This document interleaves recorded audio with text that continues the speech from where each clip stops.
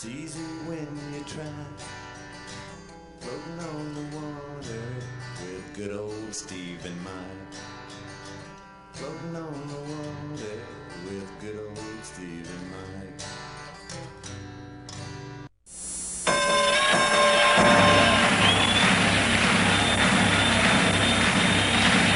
Ladies and gentlemen, welcome to the main event.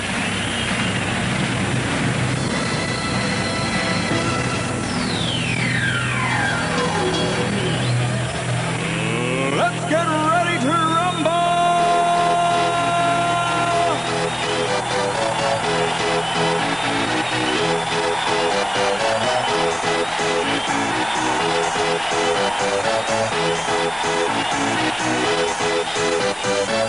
Y'all ready for this? BBB Sports in Johnston Coca-Cola proudly present the state's only live high school football action on cable TV. It's the Coke Channel 7 Game of the Week. The Friday Night Game of the Week is brought to you by Coke, Eddie's Body Shop, Rome Medical Center, Scanlon Lumber Company, Junior's Restaurant, Victorian Square, Rocky Top Market, State Representative Dennis Ferguson, Rockwood Electric Utility, Rockwood Water and Gas, and Bunch Marine. And now for all the live football action, here's our experienced broadcast team of Ron Berry, Tony Brown, and Brad Berry. Good evening, everyone, and welcome to Civitan Field. Rockwood High School tonight taking on the Sweetwater Wildcats. Region play this week, week number 6. And certainly a beautiful, beautiful evening here as we look over Walden Ridge here as, again, Sweetwater Wildcats in town for this homecoming event here, 1998. So we'll have a lot of pageantry as you see some of the fancy dressed young ladies and young men as you'll observe as our cameras are catching some of the folks coming in to the stadium here tonight. Expect a big crowd on hand for this region game, and certainly we'll be bringing you all of the festivities as tonight's game progresses. Our pregame brought to you tonight by Domino's Pizza, located across from Ace Hardware in Harriman. 882-2424 is the number. They have fresh, hot pizza.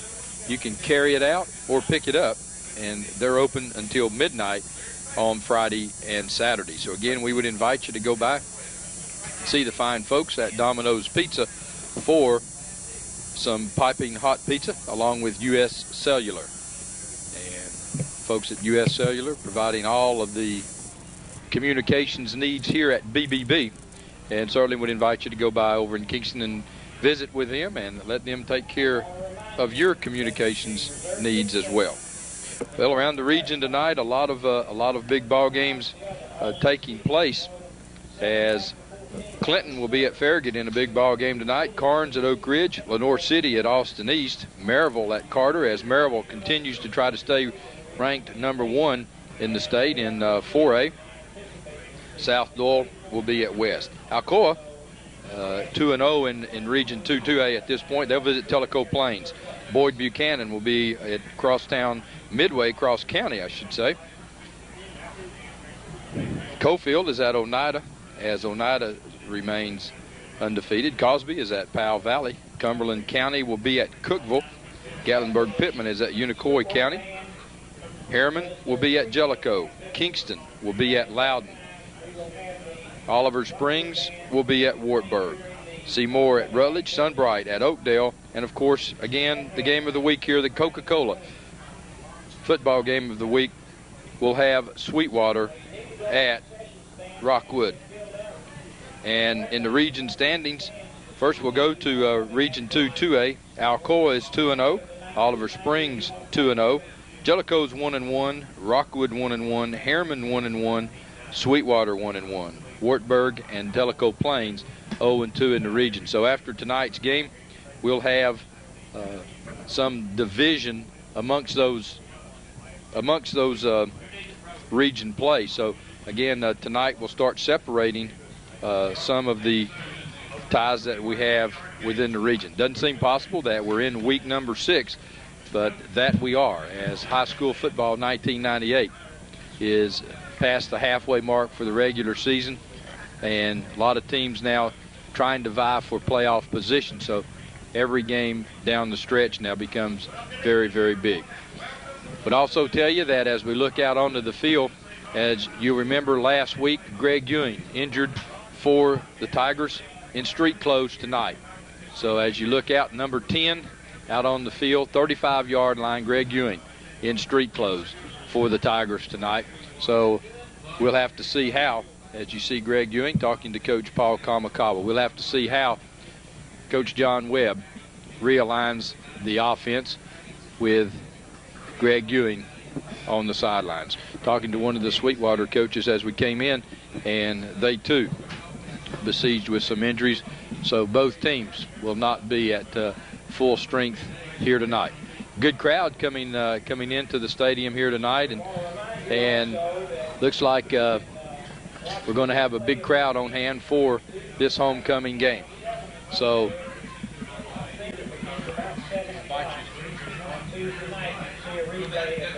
invite you to stay tuned right here on Channel 7 for the Coca-Cola Game of the Week, as we will be bringing you all the action, and certainly the Sweetwater Band and Rockwood Band be performing here as it is homecoming.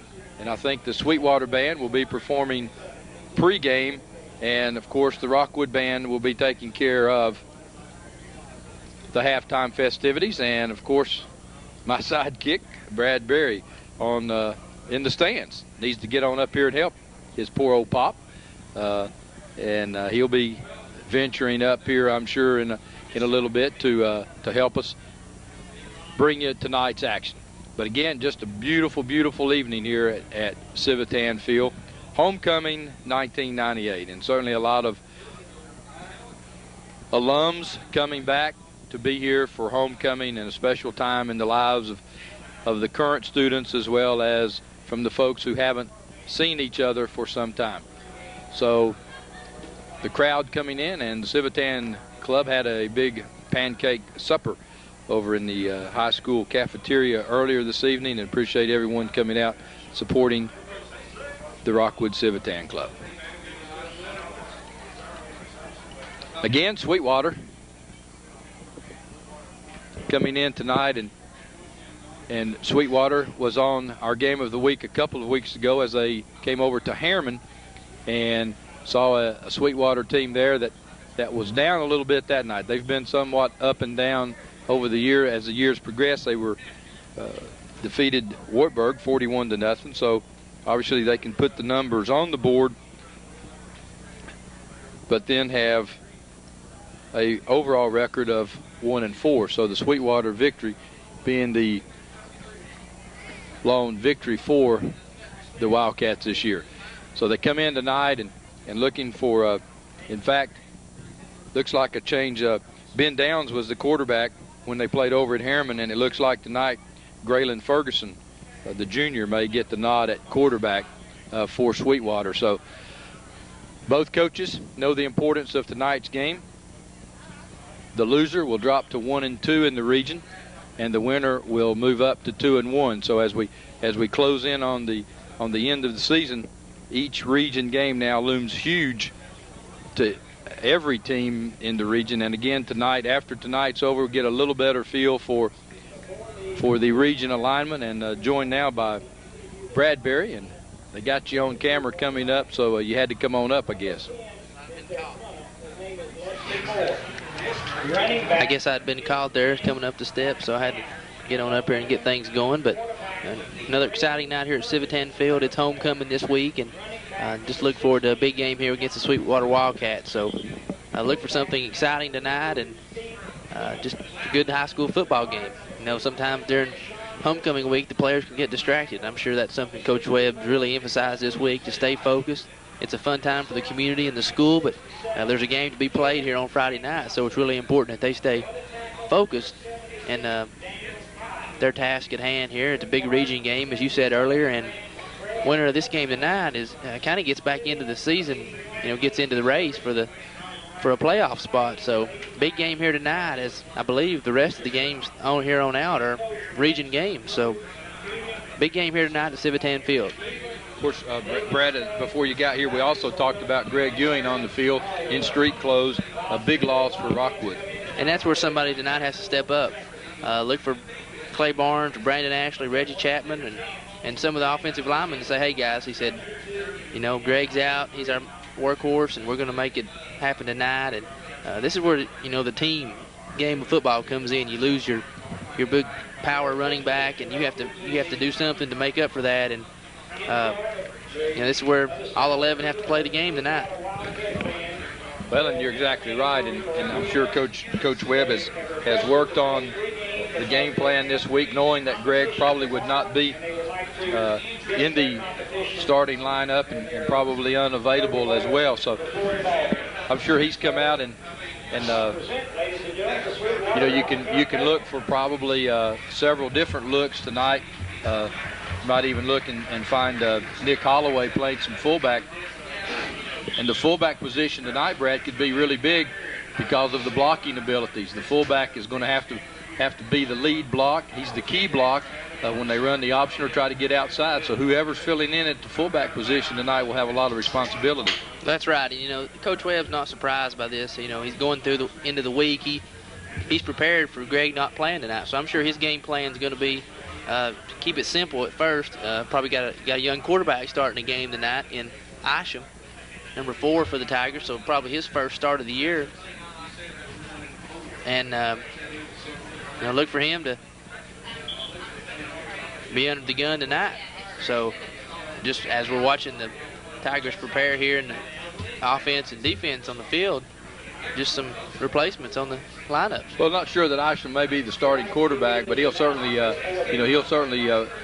loom large in there. And in the event that Brandon Ashley is the quarterback, you know, look for him to perhaps carry the ball a little more than normal. They're going to need, as you mentioned several of those names, Reggie Chapman, another performer that's going to have to step up tonight. And special teams, again, we talk about it every week, and thus far it's proved us correct, Brad. Special teams in almost every game we've done this year, sometime during the game has helped to either open the game up or there's been the big play. And back to Greg Ewing, he's their kicker. So right off the bat, special teams is definitely a big point tonight in this game, and a very important matchup is they're going to have to call on Wyatt Wilson, the backup kicker. You know, a point in the extra point games can mean a lot down through the end of the game and as the game is close. Well, Sweetwater Wildcats come in, Brad, and this is a rivalry that over the last about 8 years has really developed into a real rough rivalry, more so than really some inter-county rivalries, because both of these teams in the early 90s were really good football teams. They really got after each other, and a couple of these Sweetwater coaches were part of those programs then.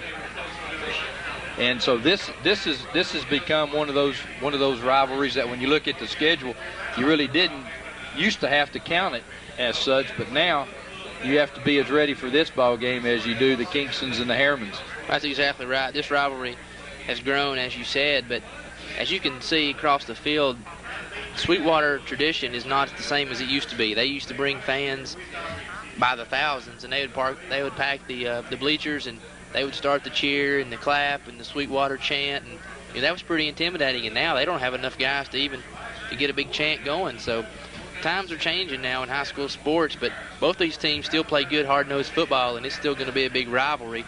And you know, this is still good region football, and so these games are important now toward the year and as the year is winding down. So tradition might be gone a little bit, but the games are still very, very important.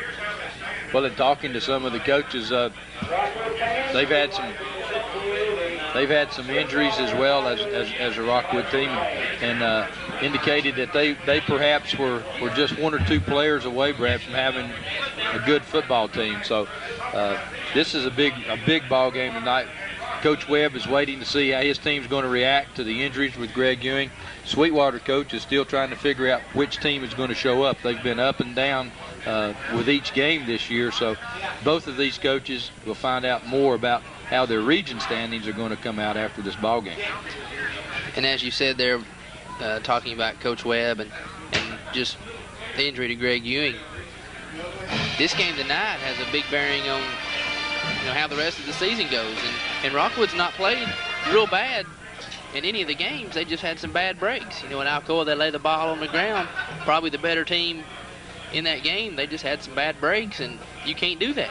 And you play a team that can capitalize like Alcoa did in that game, you get behind. So turnovers are a big key in high school football, definitely, as well as special teams. And tonight's going to be a key for Rockwood, just to hold on to the ball and keep it in their possession and make things happen and put points on the scoreboard and let their defense, probably one of their strengths this year in the defensive front, linebackers and secondary, let them win the game. Offense sells tickets, defense wins championships. So look for Coach Webb to count on them tonight and just come out playing hard. Sounds like you've been talking to Coach Hoot Gibson. Well, he should know about winning championships. And know about the defense, right? That's right. Again, pregame show brought to you by Domino's Pizza. Across the street from Ace Hardware, Highway 27, 882-2424.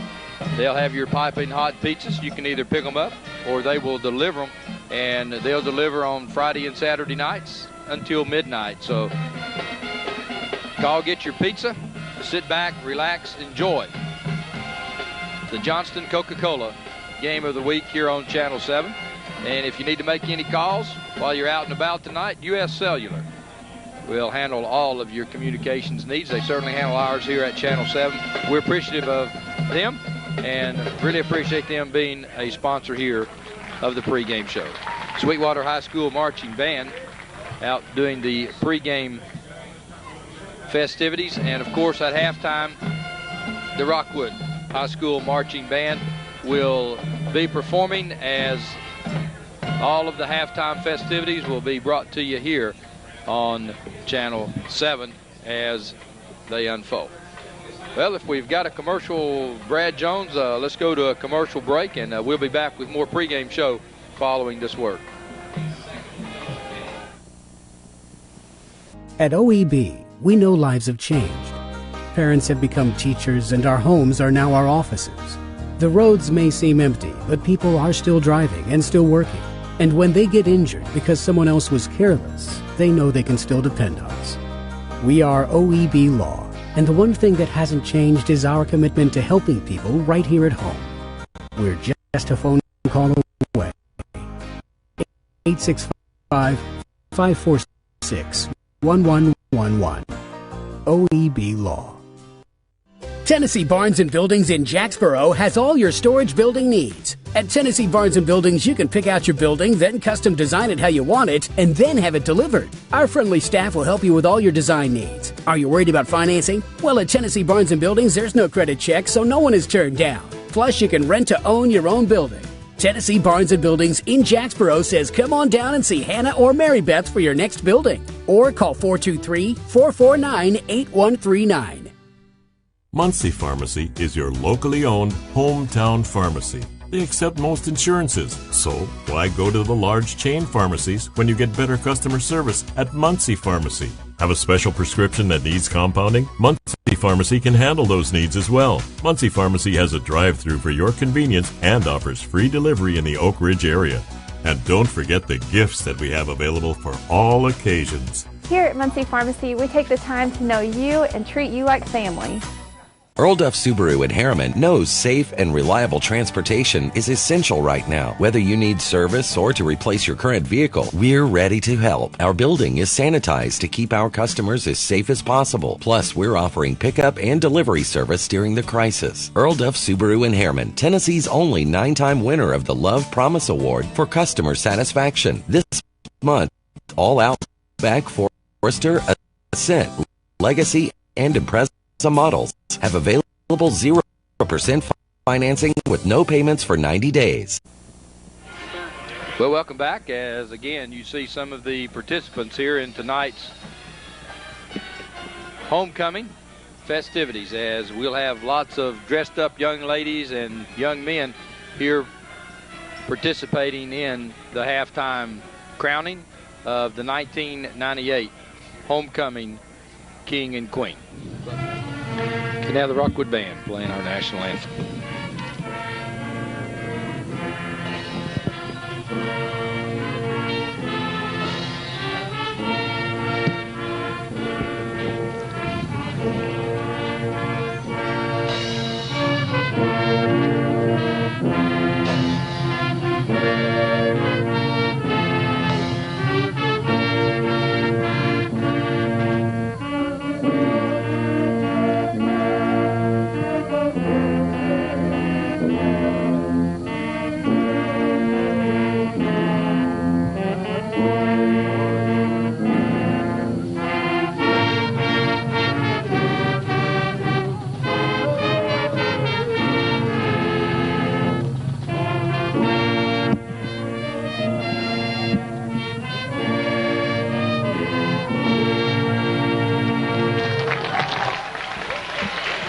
Well, our pregame festivities are concluding, and that will conclude our pregame show brought to you by Domino's Pizza across from Ace Hardware on Highway 27 North.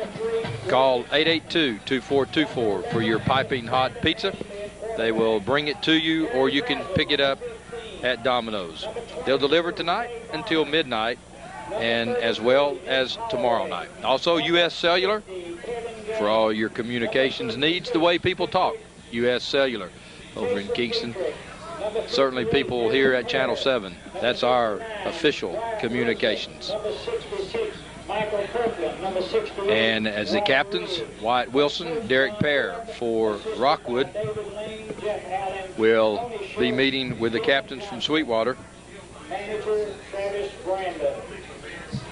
Ben Downs is one of those captains, along with Steve Plemons and Daniel Kyle. I believe the referee we have tonight is the same enthusiastic referee we had at Harriman when Sweetwater played over there, so he's back again for some exciting football here tonight at Civitan Field. And one of the other things about Sweetwater that we've noticed, Brad, generally coming in a big physical football team, you don't see that physicalness as much tonight as you have in the past few years. That's true. Last couple of years they've had some good size defensive linemen, offensive line, and good-looking running backs. And tonight you don't see that in Sweetwater. And, you know, that's probably something that it cycles through. And every school their size and Rockwood size goes through that every now and then, where the talent's not the same as it has been, and you don't get that same good crop of athletes like you're used to having. So, you know, that's something that all schools in our region and around us that have to face, and that's just something you have to deal with it and just prepare the best you can. Well, the captains have met. Rockwood won the toss and defers until the second half. So, well, I thought I wasn't really paying attention, Brad. We'll have to find out. It looked like they were saying that someone deferred, so we'll find out here just in a moment. So Rockwood will receive, and Coach John Webb wants to do exactly what we mentioned, Brad. They want to get the football, take it down the field, eat some time, and put some points on the board. And here come the Rockwood Tigers onto the field. So homecoming 1998 here at Rockwood High School, and always a special time, Brad, homecoming. It always means a lot. A lot of people come back to watch the game. Some alumni is back in town to watch the game, but guys with the helmets on still have to remember there's a game to be played tonight, and they need to take care of business, which I think they will, and remain focused and just stay ready to play this game tonight. All right, so we've about talked it to death, folks. The action will speak for itself now. Glad to have you with us tonight for the Johnston Coca-Cola Game of the Week. And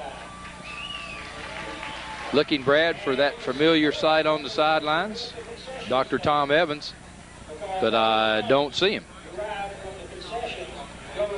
Well, Carson Zuman's away this weekend, so I can tell you he's not going to be in Jefferson City. He probably just running a little late tonight, but looks like sure he'll be here. Dr. Wakeham walking the sidelines for the Tigers tonight. So it has to be an awfully important occasion for Dr. Tom not to be here. Well, we've still got a little while. He can still show up here in a few minutes. Sweetwater lining it up as they will be kicking off to the Tigers, and Andy Chester, the senior, will be doing the kicking, and going back deep for the Tigers will be Clay Barnes and Mr. Reggie Chapman. So the Edwards Shoe Store kickoff. For all your wardrobe needs, it's Edwards Shoe Store. So go by and see them for suits, shoes, ties, dress shirts, sports shirts. They've got it all. This football game is underway as the kick will come down to the 18-yard line and will be Nick Holloway on the return. He'll get it out to about the 24-yard line. Short kick there by Sweetwater, as 89 was Andy Chester, the kicker for the Sweetwater Wildcats. Kicked it short. Nick Holloway did a good job of fielding the kick and getting what he could out of it. The Tigers will start about their own 24-yard line, with Brandon Ashley starting out at quarterback, opening up in their strong right formation. Sweetwater Wildcats will run about a 4-3 defense. Toss sweep. Chapman unable to get outside, Brad, has good penetration that time by the Wildcats. You know, we saw Sweetwater earlier in the year at Harriman, and they did a real good job throughout the game of really stopping the run and penetrating the gaps and everything. So they're really playing well defensively and really aggressive. And as we mentioned, this is the kind of game that if you let Sweetwater get a little bit of confidence against you, as the game progresses, it gets tougher and tougher to gain that momentum back. That's exactly right. So again, Reggie Chapman lining up behind Clay Barnes, and Barnes this time front man through, and Barnes really stopped at the line of scrimmage, and because of his great balance, Brad, gets it out to about the 28-yard line. He should have been stopped really at the 25. Really wasn't nothing there. The Sweetwater defensive line kind of stood the offensive line of the Tigers up and just shut everything down. There wasn't a hole there, and like you say, he just kind of took it upon himself and just found a little hole and just escaped up through there. Great balance by Clay Barnes. A big third down play now. Third down and about 6 for the Tigers. And this time Barnes again on the little keeper, and Barnes will be short of the first down. He'll get it out to about the 33-yard line. And it's going to be 4th down and about 2. And there's where, if you're Coach Webb, you want to get a little bit more than what you did on first down, so you don't end up in 3rd and 7, 3rd and 8, and you're forced to pass or get into a passing situation. And on the first series, Brandon Ashley doesn't keep the ball at all, Brad. And here's an example of punting. We have Wyatt Wilson tonight. Gets off a good punt, but, you know, he's punting tonight for Greg Ewing, and can't believe there wasn't a flag on that play. Looked like that's what he's asking him. You know, he said, I had the fair catch as Downs talks to the official, but it wasn't a vicious lick, so they're going to say, well, no harm. Well, there's still that halo, 2 or 3 yard halo around the receiver that you can't violate. So a rule's a rule no matter how hard you hit them. So fortunate break there for the Tigers. Well, Ferguson is at quarterback for Sweetwater, Brad, as we indicated in the wishbone. And to give to the first man through, and coming up to the 40-yard line will be Steve Clemens. And looked like for a second there was a hole there, but the Tigers did a good job of quickly closing the hole. I think Nick Holloway was on the tackle and made a real good tackle there, closing down the hole. And looked like the Wildcats coming out, maybe showing a little option out of the wishbone there with a dive to the fullback. So the Wildcats will have it 2nd down and about 9. And now they come out in like a run and shoot formation. Again, they fake it up the middle. And that's probably a good example why Ferguson is at quarterback right now, as he showed some speed as he attacked the gap and he put it up in the hole. And as we mentioned earlier, see, that may be the thing that Coach Webb was not able to prepare for, was the difference in the quickness of the quarterback. That time Ferguson gets to the corner, turns it up, and that was a good-looking play. Well, 3 plays now, they've run 3 different formations. So and here again, they line up in somewhat of the run and shoot with double tights and 2 wingbacks. Ferguson this time trying to go the other way, and Pear on the stop there as he filled the gap for the Tigers and did a good job of it, a loss of about a yard. And that time Ferguson probably didn't read as well as he should have. He had the option man. If the linebacker's on him, he had a man running free. And it looked like the Wildcats are just pretty much staying with a tight formation now as they're running just double tights and 2 wingbacks. So really staying tight and just trying to pound everything right up the middle. Spread it out a little bit this time. 1 running back. Ferguson back to throw, being pursued. Throws it out and had a man open, but unable to complete the pass that time. Looked like he didn't get his shoulders turned real well and squared up to his target. Throws it in the dirt. And there was good pressure that time by Ben Pemberton up the middle. He shot right up the middle and kind of got Ferguson to hurry up his throw a little bit, but Downs was running wide open down the sideline. So look for the Sweetwater Wildcats to come back to that play later on in the game. And also keep in mind that Downs is a quarterback, former quarterback, so look at some point in this game perhaps for some kind of a trick play from quarterback to quarterback. Rolling back around, there he is again. Downs wide open, and Downs will be short of the first down mark by about a yard, so it'll be a big call for Sweetwater. You're 1-4. This might be an opportunity where you gamble a little bit. Let's see exactly where they mark it. Tough break too for the Wildcats. If you're Downs, you've got to go. You've got to know where the marker is and at least get to it and make it a little bit closer than what it was. We've got an isolation on Downs right now, and you'll see him go down. And like you say, Brad, he's got to know where that marker is. Pretty good tackle by Brandon Ashley there to keep the Wildcats short of the first down. Well, it's 4th and a long yard, and the Wildcats come out. Let's see if they try to freeze. They do, and they get the first down. So I'm not sure. I'm not sure if they didn't jump off sides and before the Tigers did. So it looks like the Wildcats jumped off and going to push their own selves back. Okay, good observation on your part. I didn't see the back flag. I saw the front flag, and it looks like the Tigers are. Surely this isn't going to be one of those deals now where they penalize both teams. Well, it'd be a tough break if it was, because it looked like the tight end on the right side jumped early for the Wildcats, so now they'll probably try to figure out who was drawn off. Well, a long discussion by the officials. Now we're going to get the signal. Offsides, Tigers. So whoever threw the first flag, I guess, got the first call. Well, it looked like to me that the right tight end for the Wildcats had jumped off sides, and then we had movement from the Tigers, so I guess it was just a decision on who drew the other team off sides. So big play, though, for the Wildcats as it gives them a first down. And again, they spread things out with 1 running back, Plemons, and Ferguson this time on the pitch. Well, Brad, the Tigers had it played a lot better, or it looked a lot better than the yardage they're going to get out. It looked like they had it turned in. It looked like they had a good angle on the tackle, just unable to complete the play. And that time, a good job running an option by Ferguson. He made the end attack him, made him take him out of the play, pitched off to 16 for the Wildcats. Jonathan Mercer had good running room. He just turned it up and got some good yardage. You know, when you pick up 5 and 6 yards on first down, it really gives you a lot of flexibility, too. And this time they go back up the middle. Good play this time. As going for the Wildcats was Mercer, and Mercer unable that time to get much running room. He'll get it right close to the 25-yard line, be 3rd down and 5. Good tackle that time. Jason Dietrich kind of took the tackle on one-on-one and tripped up the running back. So good tackle by him, or he had big yardage up the middle. So Coach Webb calling the defensive play that he wants in. 6:47 left first quarter, no score. 3rd and 5 for the Wildcats. Almost have to, well, they go up the middle this time. And the Tiger defense this time really stands tall, but being at the 24-yard line, probably will use their 4th down again, Brad.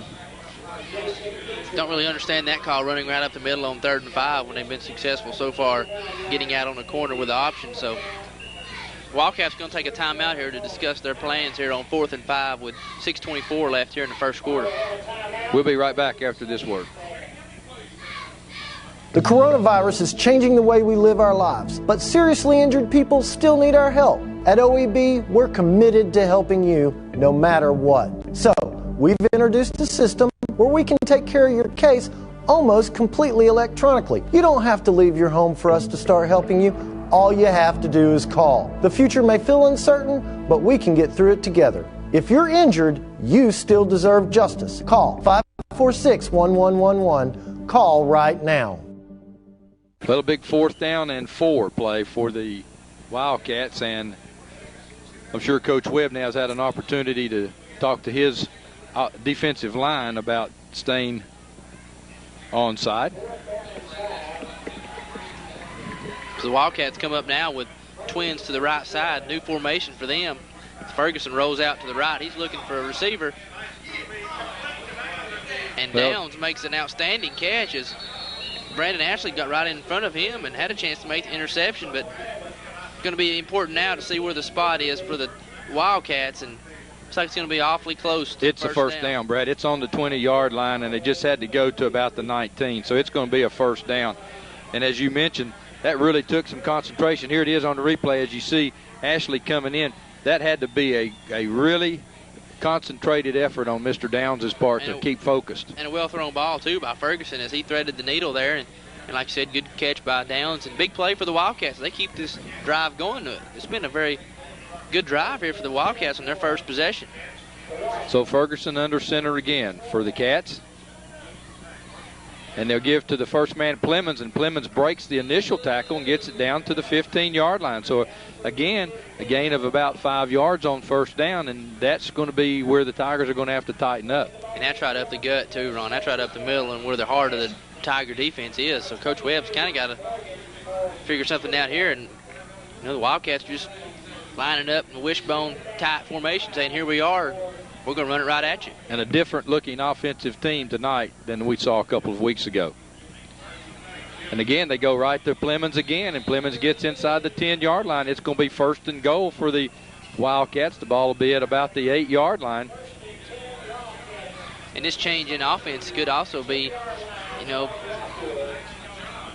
go along with the change in quarterbacks and just people feeling more comfortable at their positions and not feeling out of sync. And Ferguson doing an awfully good job right now moving the Wildcats down as they started this drive on about their own 35-yard line. Well, and obviously Downs is the go-to man on the passing, and I'm sure at the tailback position we're going to see him running the ball some here in a little bit too.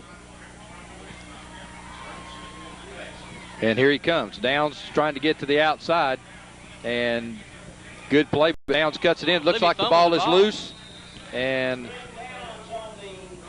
the pitch got away, and it's Rockwood football. So the first time that Downs carries the ball from scrimmage turns out to be disastrous. That football recovered by 59, Wyatt Wilson, so doing a good job getting out on the corner, making something happen, picking up a fumble. So big play there for the Rockwood Tigers. And then also a good play by Kevin Gang here on the defensive end, kind of strings it out and makes Downs cut it up, and he gets help from his buddies. So, well, and now, Brad, if you're Sweetwater coach, you have to try to get your team back up now, because this is the kind of thing that's been happening to them all year. Now for the Tigers, they've got to get something going offensively because there's only 4:43 left in the first quarter. Sweetwater's dominated the play. Barnes this time off right tackle. And Barnes, again, doing a great job of getting through, keeping his feet moving. And Barnes gets it out to about the 15-yard line. Be second down and about 4.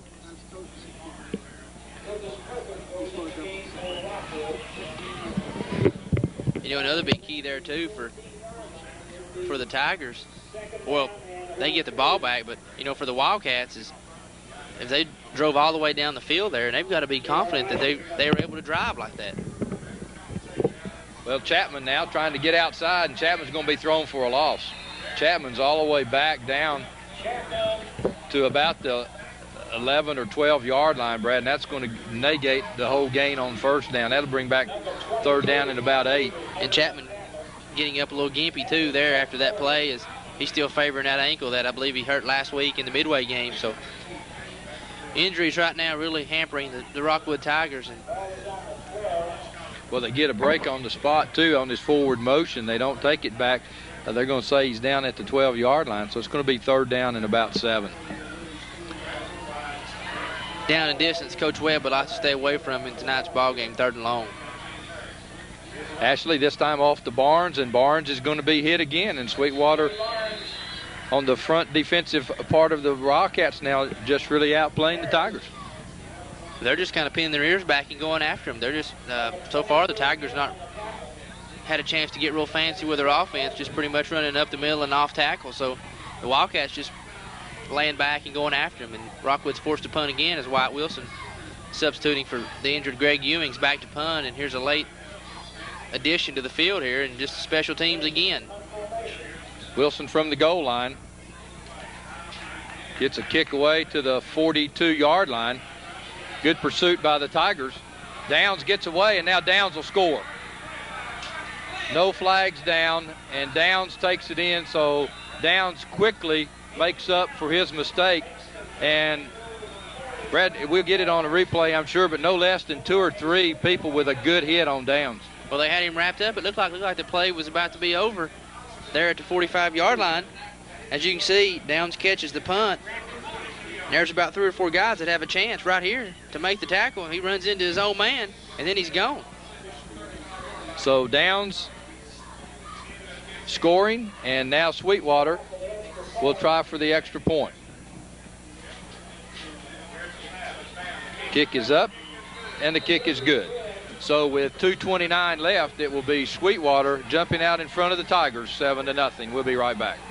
Muncie Pharmacy is your locally owned hometown pharmacy. They accept most insurances, so why go to the large chain pharmacies when you get better customer service at Muncie Pharmacy? Have a special prescription that needs compounding? Muncie Pharmacy can handle those needs as well. Muncie Pharmacy has a drive-thru for your convenience and offers free delivery in the Oak Ridge area. And don't forget the gifts that we have available for all occasions. Here at Muncie Pharmacy, we take the time to know you and treat you like family. Well, special teams, again, playing a big part in this football game. We've said it at the start of every game. You hate to be redundant, but it's proven to be, again, just as you call it. You got to play the special teams. It's such an important role in the game. And, you know, one thing I guess you could say is high school teams, they don't have a lot of time to practice special teams, but still you have to focus and just concentrate on every play, and special teams so important. As you see there, a couple missed tackles, and the Rockwood's down 7-0. So big play in the game. Chapman takes it at about the 3-yard line, and Chapman is hit at the 25-yard line. So it'll be 1st and 10 for the Tigers, and the ball will be on the 25-yard line. And the Tigers now, offensively, Brad, are going to really have to come out and not only be mistake-free, they're going to have to get some possession and get back in this football game with a good drive. You know, there Chapman had a hole, but I believe that ankle injury is just really hampering him from taking that extra boost and hit that hole, because he's really hurt right now on his ankles. You can tell the way he's limping a little bit, favoring that ankle. And this time the ball is on the ground, and Sweetwater comes up with it. As that time, I'm not sure that Barnes and Ashley ever got together on the handoff, but Sweetwater comes right back with the ball on the Rockwood 25-yard line. Well, it looked like right there that the Sweetwater defense got some penetration into the backfield, stood the offensive lineman up, put him right in the backfield, and created a problem, and there never was a clean handoff. And I tell you what, also we probably have to give Brewster some credit. He kind of disrupted that play from the beginning. This time Ferguson cuts it up, and Ferguson gets out to about the 22-yard line. So it'll be a gain of about 4 yards. I tell you right Ferguson. Now, Sweetwater not doing anything fancy with the football. They're looking like the Sweetwater teams of old. They're lining up. They're saying, here we are. Can you stop us? They're putting out a challenge right there to line of scrimmage. And so far, Sweetwater's dominating the line of scrimmage. Well, Rockwood's had 7 offensive plays in the first quarter. 2 3 and out, and fumbled on the first one. Not what Coach Webb envisioned for this homecoming game here tonight. Ferguson brings his team to the line. And again, Ferguson pitches the ball. And not very pretty, not very good spacing, but it got the job done. Well, he went as far as he could without pitching the ball to 16 for the Wildcats. Jonathan Mercer did it the last minute, just a little flick, and Mercer did the rest and picked up a 5 or 6 yards on that play, bringing up 3rd and short for the Wildcats. Down spread out wide to the right.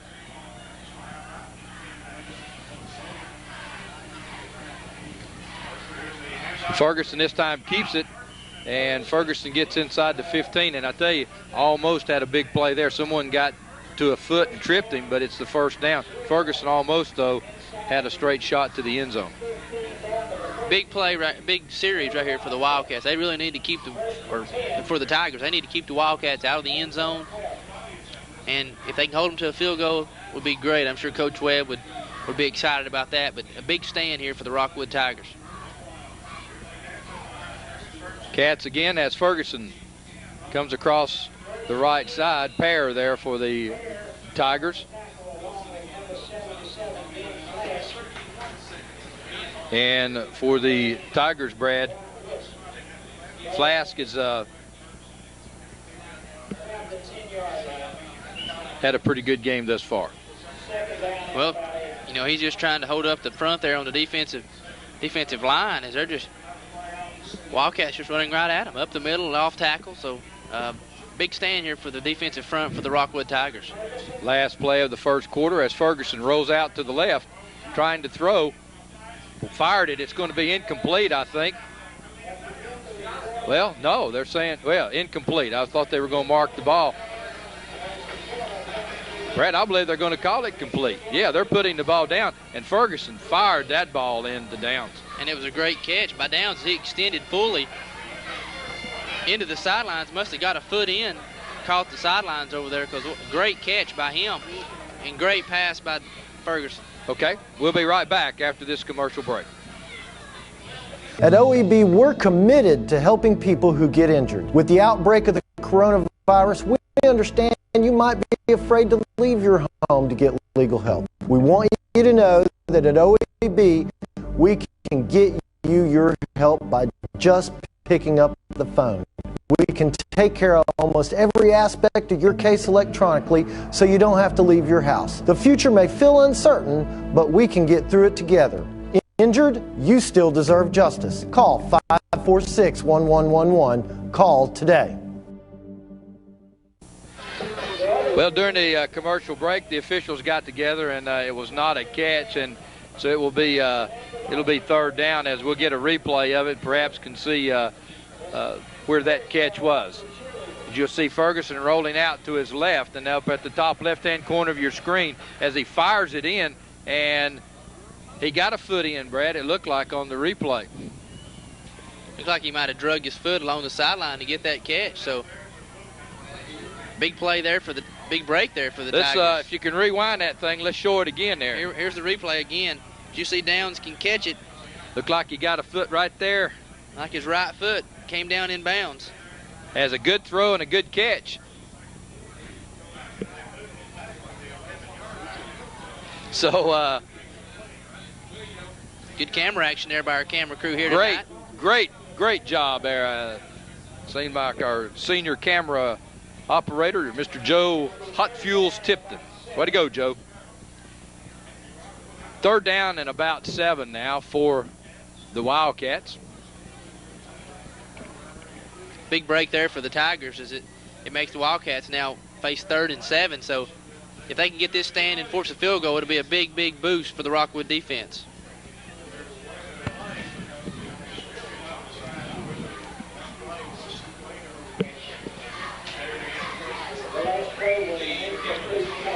So Ferguson will be bringing the Wildcats to the line of scrimmage.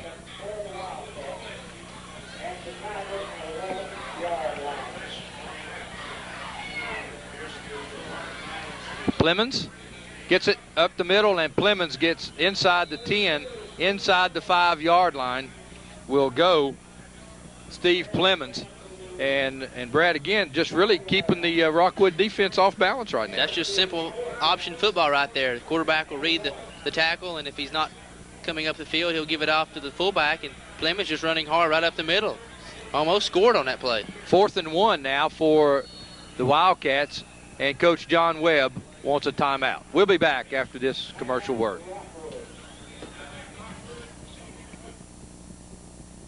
Tennessee Barnes & Buildings in Jacksboro has all your storage building needs. At Tennessee Barnes & Buildings, you can pick out your building, then custom design it how you want it, and then have it delivered. Our friendly staff will help you with all your design needs. Are you worried about financing? Well, at Tennessee Barnes & Buildings, there's no credit check, so no one is turned down. Plus, you can rent to own your own building. Tennessee Barnes & Buildings in Jacksboro says come on down and see Hannah or Mary Beth for your next building. Or call 423-449-8139. Well, another big fourth down play for both teams, as the Wildcats trying to get back into the end zone. The Tigers trying to get this thing turned around and get a little momentum going on the offensive side. So another big fourth down play. They have to get the ball to about the 3-yard line. So a little over a yard perhaps on this big fourth down play. Look for them again to probably run the option here on 4th and 1. Get something on the corner and try to get the numbers and use Big Clemens and Ferguson and Downs and in the option. Well, and again, movement on the line. Now let's see if they were drawn off or if the Tigers jump. And why not? Use the freeze play. It's worked for everybody else, and now it's working against the Tigers.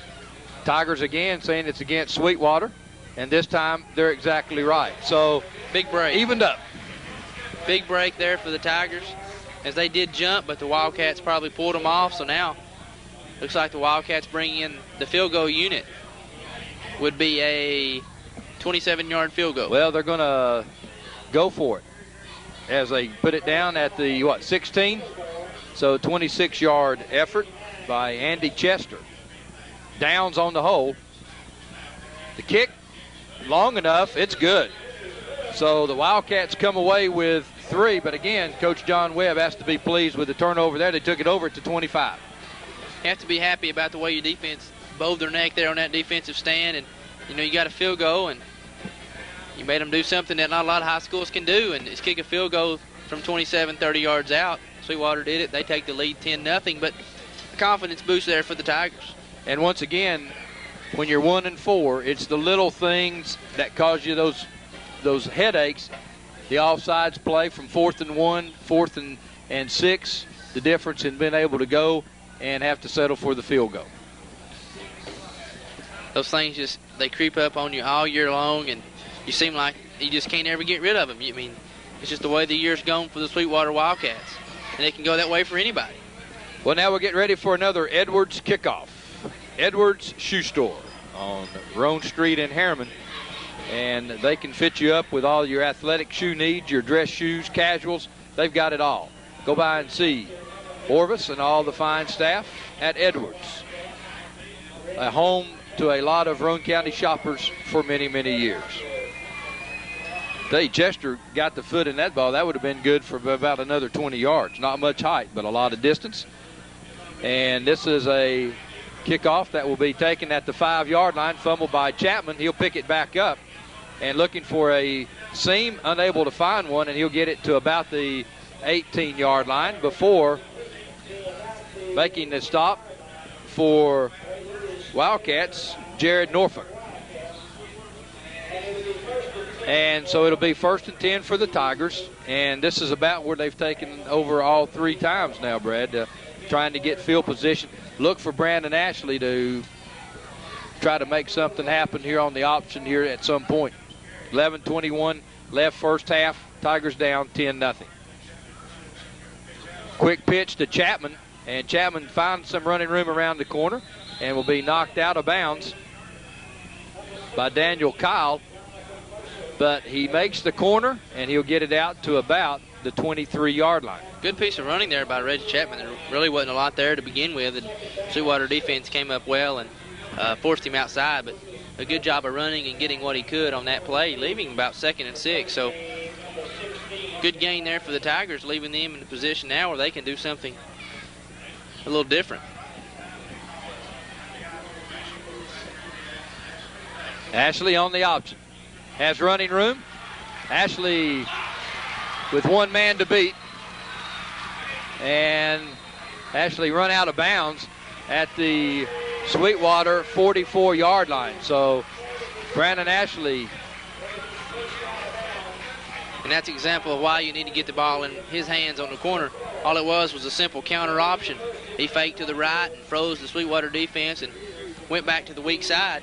And then he makes the defender make a choice. He chose to take the running back, and Brandon turned it up and did a great job and did a good job protecting the ball there on the sidelines as the defender tried to strip it. So the Tigers now with a little momentum going on the offensive side of the football. Ashley this time gives it to Barnes. Barnes has the ball come loose. I believe the Tigers have jumped back on it, though. And the Tigers do maintain possession, but the ball loose again. And it'll be second down and about 4. Ball at about the 39-yard line. So again, the ball loose. The Sweetwater defenders, they're just stripping the ball. One guy will make the tackle, the other guy will strip it out. And a good job there by Isham for the Tigers getting on the loose football. Daniel Kyle that time for Sweetwater looked like he got the hand in. So the Tigers now at work offensively. Ashley on the little delay this time, and Ashley will be about a yard shy of the first down, have it out to about the 34-yard line. So it'll be third down and about 1. And that's the same play they ran to the other side for the big game there on the previous play. And that time, good defense by the Sweetwater Wildcats as they strung it out and got some help from the inside pursuers. So third down now for the Tigers, and really probably here, unless you get thrown for a big loss, probably 4-down territory for the Tigers. New formation for the Tigers. They go 4 wides. And they pay back on the freeze play this time. Sweetwater jumps off sides, it looks like, and it'll be first and 10 for the Tigers via the offsides penalty by the Wildcats. So both teams playing a little cat and mouse now on this short yardage.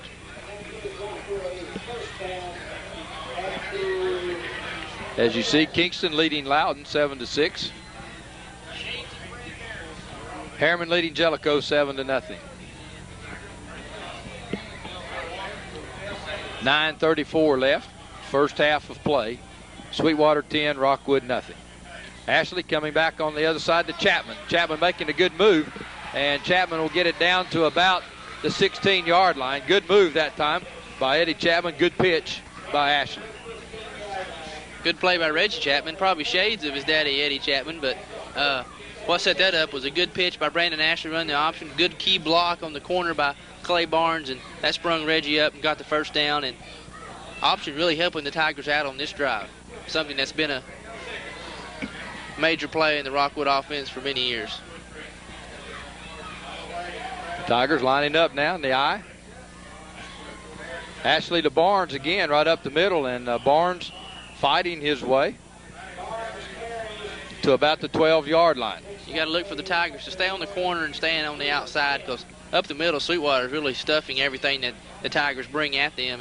And so far, the option, as we said, really doing well and really attacking a whole lot better on the corner than up the middle. But on this drive, Brad, the Tigers picking up at least 4 and 5 yards on first down, a big difference.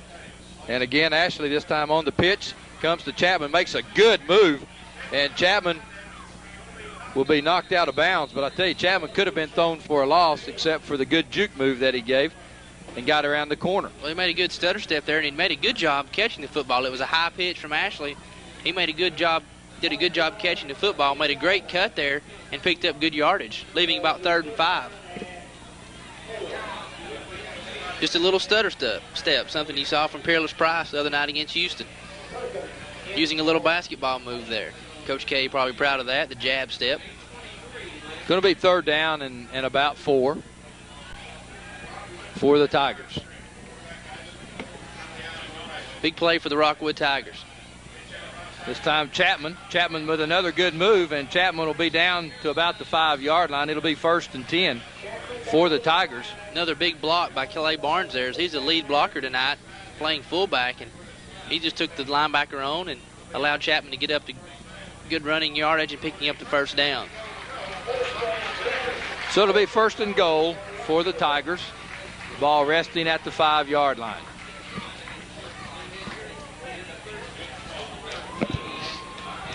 So the Tigers on this series really picking it up offensively. And will now have it 1st and goal at the 5.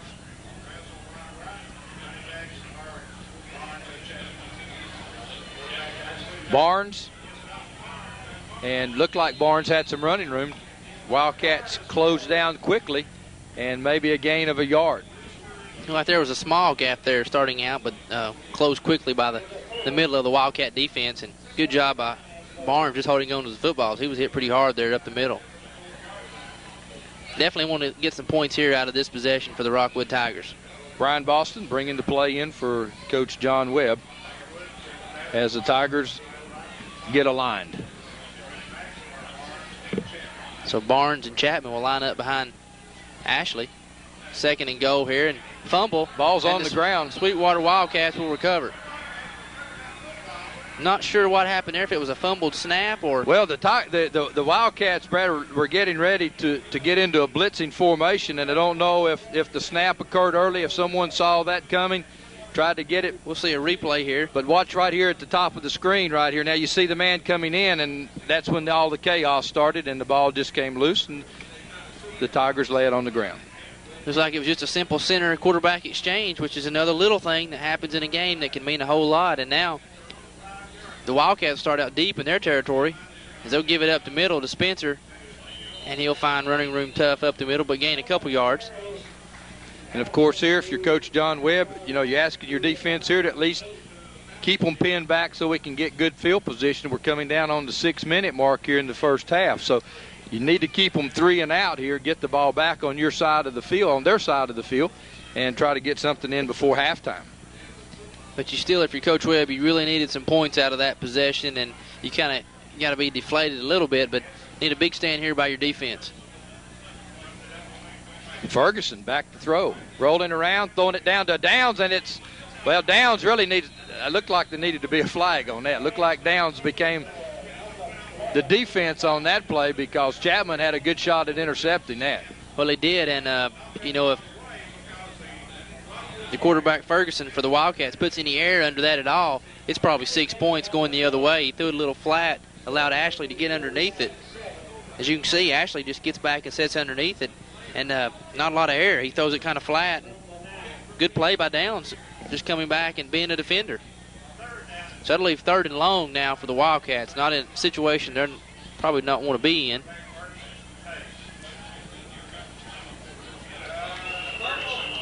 Looked like there was a fumble on the keep. And the Tigers come back with it. So big defensive play there for the Rockwood Tigers. Looks like Charles Flask on the recovery again, and we've called his name a lot defensively tonight, Brad. It's a big play, making a lot of things happen for the transfer from West Virginia. So again, this time, Clemens comes through with it, has it stripped, and the Tigers come away with it. Could be a case of Ferguson not really deciding what he wants to do, if he wants to keep it or give it off to Clemens, and tried to pull it at the last minute, and then that's where the fumbles occur. 1st and goal from the 8 for the Tigers. As Chapman this time gets it down to the 5-yard line, a flag on the play. So let's see what the flag is about. Well, it came from the line, Judge. Generally holding.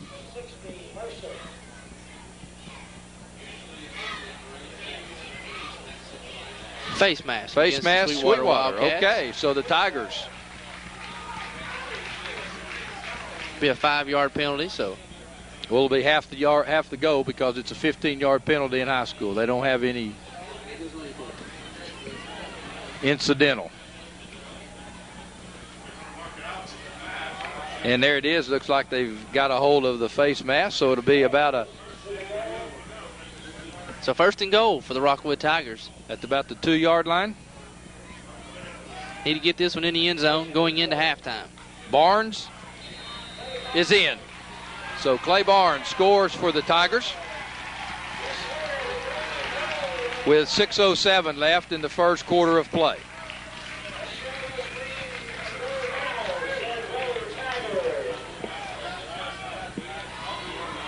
So the Tigers turn a turnover into 6 points.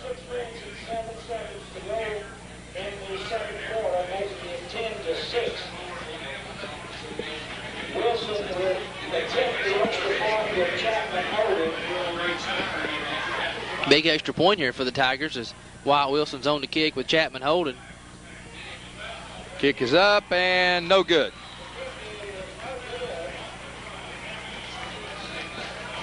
So there again, special teams coming back to play a key role in this game as Ewing, the kicker all season, is out with an injury, and Wyatt Wilson has to step in and kick. And just another thing that is a reason special teams are so important in high school football. 10-6 our score. We'll be right back. Hey, it's Jack Ryan. You've heard this. I wish there was a morning radio show playing country songs that we could really love. Well, now there is.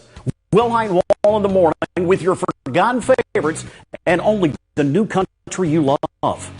On 96.7 Merle. At OEB, we're committed to keeping you and your family safe. With the outbreak of the coronavirus, we understand you might be afraid to leave your house to get legal help. Now you don't have to. We can handle almost every aspect of your case electronically. Call 546-1111. 6:07 left in the first half of play. 10-6. Sweetwater with the lead. The Edwards kickoff for you.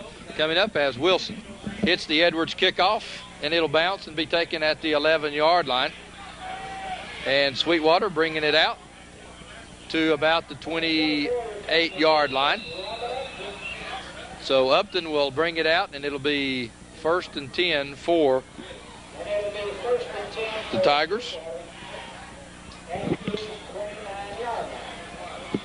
So Sweetwater will have it 1st and 10 at their own 29-yard line. Upton, a familiar name of years past for the Sweetwater Wildcats. Kingston leading Loudon 7-6, and Harriman still leading Jellicoe 7-0.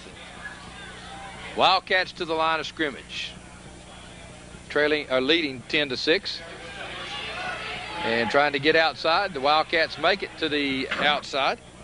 Mercer, and Mercer will pick up about 5 yards. For Coach Webb, you want to try to get the ball back here and have a chance to score right before halftime, and need a big stand out of your defensive unit to get the football back. Michael Lawson going into the ball game for the Rockwood Tigers. Places Charles Massingale.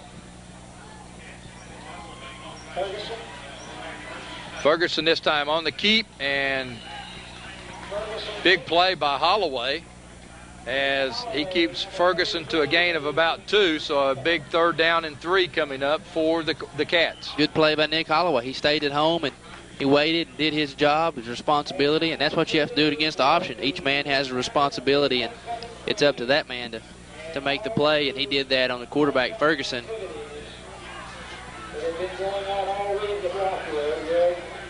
So on the big 3rd down play, let's see if Ferguson tries to draw them off or if they get the play in motion, and they do. Ferguson on the pitch, and big play as Chapman really almost with a super play. Looks like the Cats are going to get the 1st down, but Chapman, if Chapman doesn't hit him, he's still running. Good run by Mercer. He saw Chapman coming up, and he just darted inside a little bit. Chapman was able to get him on the ground, but like you said, if Chapman's not there, he's running for a touchdown. And that was a case of knowing where the 1st down marker was, too. Ferguson looking like he really feels comfortable now running the option for the Sweetwater Wildcats. Mercer this time is going to pick up about 3 yards, Brad, but it looked like he was going to be lucky to gain a yard, but he got the inside that time, cut up the field, and was able to pick up 2 or 3. Looked like Rockwood had it defended well, just not attacking up the field, kind of waiting and letting the offensive player get to them. 2nd down and about 6, but the clock winding. 3:53 now left here in the first half of play. I'm not sure how many games Ferguson's played at quarterback, but the coaching staff for Sweetwater really just being basic and simple with him and having a game plan that he's able to run. Ferguson this time pitches back to Downs, and Downs will have it out across the 45, down to about the 47-yard line, so it's going to be another big 3rd down and about 3 for the Cats. And Chapman limping out of the ball game again, Brad, and that's a big play. a big blow for the Tigers, as you're already playing without Ewing. And Chapman's replaced by Kerry Brazel, a sophomore, so, you know, not a lot of experience there in the Tiger secondary. And this time Ferguson cuts up and leaps for the first down. And you saw the athleticism then of young Ferguson. And there you saw Ferguson doing it all on his own, too. Not a lot of running room outside as he kept the ball on the option. Did a little fake there on the end, and the linebackers over-pursued there for the Tigers. They got a little out in front of Ferguson, and he cut it up behind them for the first down. So good run there for Ferguson. In fact, looked like there could have even been somewhat of a busted play that time because Ferguson really didn't have a lead man that time. Again, this time follows Plemons into the hole, and Plemons is going to be held to about a yard gain. Tigers doing a good job that time, and Ferguson riding with him into the hole to make sure that he got the ball. I believe Ferguson stuck it in the pocket there, and Plemons just held on and ripped it up through the middle for a gain of about 2 yards. But that's what the fullback's supposed to do. If that ball is in your stomach, you hold on to it and you wrap up and don't let the quarterback take it away. Interesting to see if the Sweetwater coaches notice that Chapman is out and try to pick on Brazel a little bit. Ferguson is going to be hit from behind. Good play by the Tigers.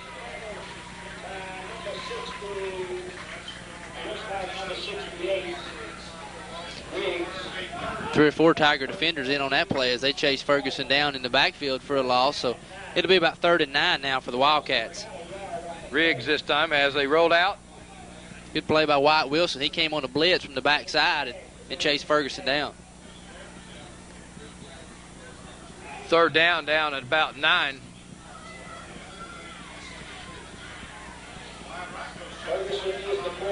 And Chapman back into the ball game now, be over on downs. Ferguson looking out into the flat. It's incomplete as Mercer that time took his eyes off the ball and had a little running room in front of him, Brad. Well, good play call by the Sweetwater coaching staff. Set up a little screen to the right side, and Mercer had plenty of running room, just took his eye off of it, so it'll bring up 4th down, punting situation for the Sweetwater Wildcats. And the Tigers will get it back with something around a minute and 10 or so left here in the first half of play as we're on 126 now. And Moore will be in punt formation for Sweetwater. It's a bad snap. Tigers don't have the rush on. And the kick is going to be getting a Sweetwater bounce. And on the bad snap, that negates any roughing the kicker or anything. So the Tigers, had they had to rush, would have gotten the block kick for sure, but with trying to get a return on. And Wyatt Wilson in there almost came up with a block. Looked like it might have went right through his hands. So you see the bad snap, so you can't have roughing the kicker there. So the kicker really free game. And good heads-up play by Wyatt Wilson, too, knowing that and attacking him. So 1st and 10 for the Tigers with 1:15 left, first half of play. They trail 10-6. Ashley round the right side looking, and Ashley being stopped at the 25-yard line, so a gain of about 3. I'm not sure if Coach Webb will try to do anything now. Just try to get into at halftime with the trailing 10-6 and not trying to force anything where you could end up going in worse off than you started out. So look for the Tigers just try to run the clock down and get in at halftime. Chapman, still limping, is in the slot to the left. Ashley back to throw, looking for the screen. They've got it. Barnes got running room. Cutting back up the field, one man to beat. And Downs will pull him out of bounds at the Sweetwater 44-yard line. So Sweetwater lured into the same thinking that we were and come back with a screen pass. Good safe play. And a good job blocking the screen pass, too, for the Tigers as Wyatt Wilson and Derek Perry out here almost set up a wall for Barnes as he just used the sideline and got good yardage for the Tigers. And got out of bounds. So it's going to be 32 seconds left, so plenty of time for the Tigers to even at least get into field goal range.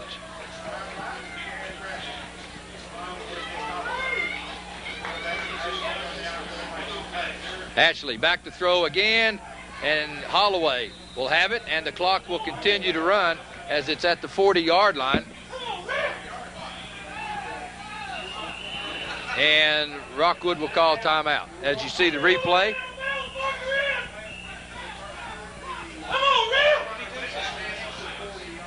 Barnes with good running room on the replay and goes out of bounds.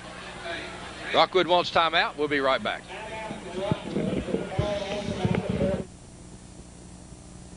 Earl Duff Subaru in Harriman knows safe and reliable transportation is essential right now. Whether you need service or to replace your current vehicle, we're ready to help. Our building is sanitized to keep our customers as safe as possible. Plus, we're offering pickup and delivery service during the crisis. Earl Duff Subaru in Harriman, Tennessee's only 9-time winner of the Love Promise Award for customer satisfaction. This month, all Outback, Forester, Ascent, Legacy, and Impreza models have available 0% financing with no payments for 90 days. 22.8 seconds left in the first half of play here at Civitan Field, where the Sweetwater Wildcats are leading the Rockwood Tigers 10-6. As the Tigers line up, Ewing under center. Back to pass. Ashley looking down the field, throwing to a man wide open, incomplete. Holloway wide open at the 17-yard line, unable to come down with it. That'll stop the clock with 17 ticks left. Good route there by the Rockwood Tigers. They ran a kind of a post route and a down-out and down route with Chapman and Holloway going downfield. And a good job by Brandon, not trying to force anything. He was looking deep to Reggie at first. Came back off as probably a secondary receiver, Holloway, in the middle of the field, and just unable to catch it. So twins to the left side of the formation for Rockwood. Ewing back to throw, plenty of time, throwing the ball man wide open, intercepted. As Sweetwater running the ball back, Barnes waiting for him on the left side, and with 3.6 ticks on the clock, Sweetwater will have the football at the Rockwood 48-yard line. So Not maybe sure time for one play. Not sure if Brandon got hit on that play or just probably didn't get enough on it or what, but this is the play before when the ball was a little behind Holloway, but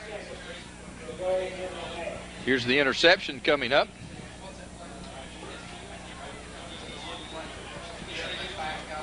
So Ashley coming and just cutting in front of the receiver.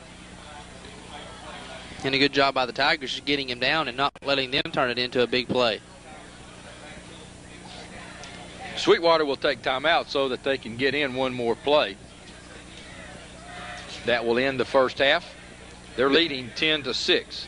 So Coach Webb will just place several players back to where they can protect the end zone. Big event Sunday, October the 4th at the Presbyterian Church from 2 to 4 p.m. Everyone's invited to honor Jerry Wallach, who's done a lot for the Rockwood community and the Rockwood High School. Many, many years of hard work in that high school office. Exactly right. Ferguson back to throw. Looking, being pursued, and Holloway will come in to make the stop for the Rockwood Tigers. That will end the first half of play. Sweetwater 10, Rockwood 6. Stay tuned. We're going to come back, and we'll have Homecoming Festivities live from Civitan Field. Hey, it's Jack Ryan. Listeners are always wanting more music. So guess who it is that's giving it to you?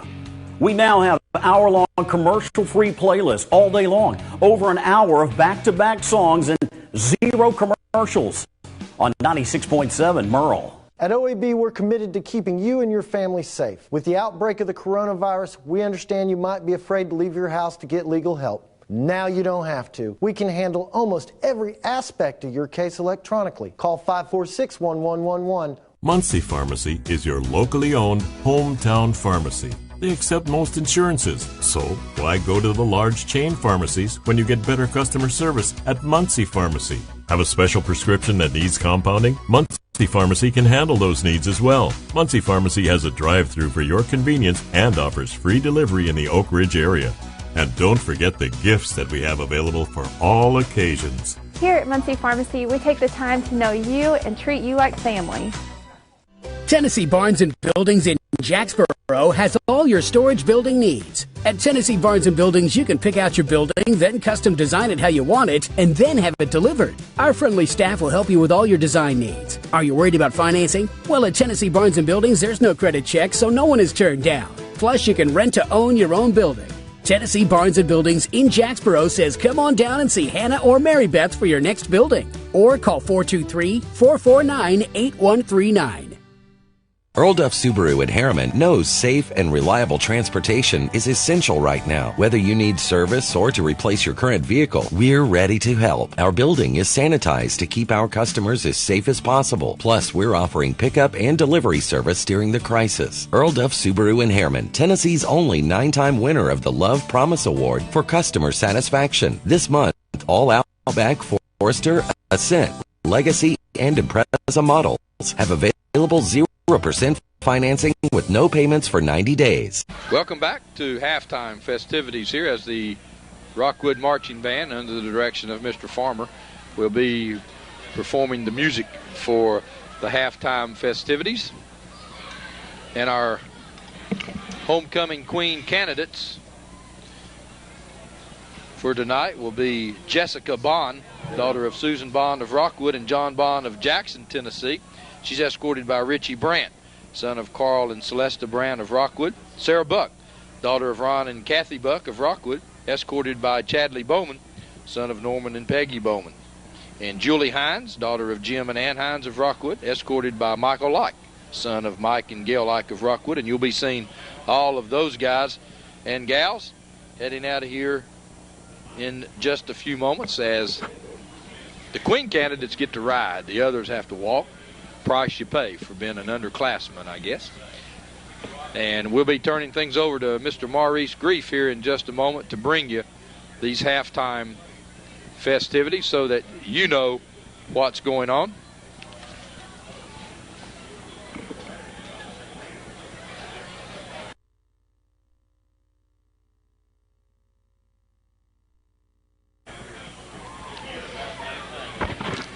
Good evening, ladies and gentlemen, and this is the 1998 Rockwood Homecoming Activities.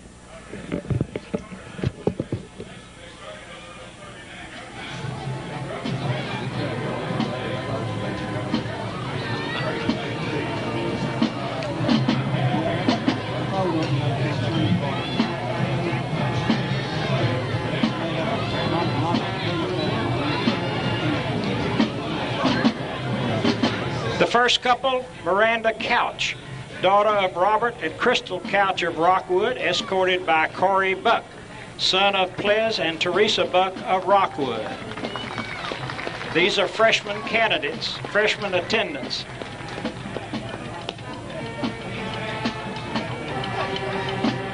The second is Samantha Lawson, daughter of Ricky and Ruby Lawson of Rockwood, escorted by Ryan Selvage, son of Greg and Kathy Selvage of Rockwood.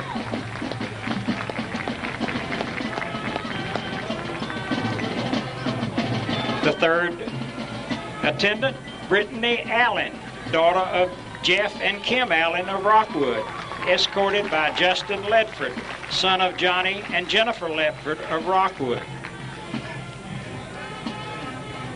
The sophomore attendants are Tiffany Hedrick, daughter of Joe and Sonia Hedrick of Rockwood, escorted by Josh Hedrick, son of Ralph and Sue Hedrick of Rockwood. The next attendant, Sheena Selvage, daughter of Greg and Kathy Selvage of Rockwood, escorted by Daniel Kleiss, son of Robert and Jan Kleiss of Rockwood. The third attendant, Jessica Vance, daughter of Carl and Teresa Vance of Rockwood, escorted by Chris Mitchell, son of Charles and Pat Mitchell of Rockwood. The junior attendants are Stephanie Thomas, daughter of Angela Russell of Rockwood and Gary Thomas of Harriman, escorted by Trevor Lemons, son of Debbie Lemons of Rockwood and Chuck Lemons of Harriman. The second attendant,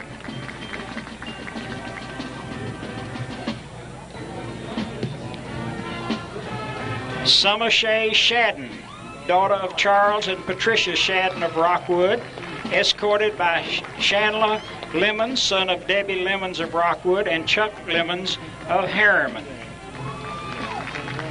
The third attendant,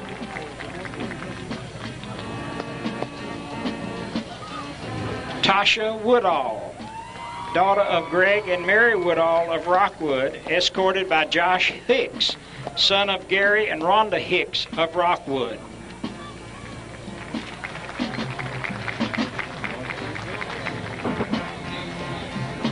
The senior attendants are Stephanie Hickey, daughter of Ronald Hickey of Rockwood, Winona Kinney of Rockwood, escorted by James Perkins, son of David and Dina Perkins of Rockwood. The second attendant, Amber Nielsen, daughter of Kathy Nielsen of Rockwood, escorted by Chad Payne, son of Darrell and Missy Payne of Rockwood. The third attendant,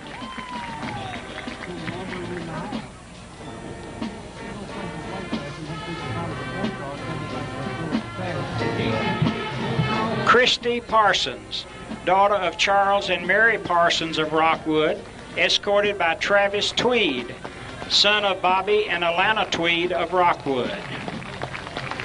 Those are your freshman, sophomore, senior attendants.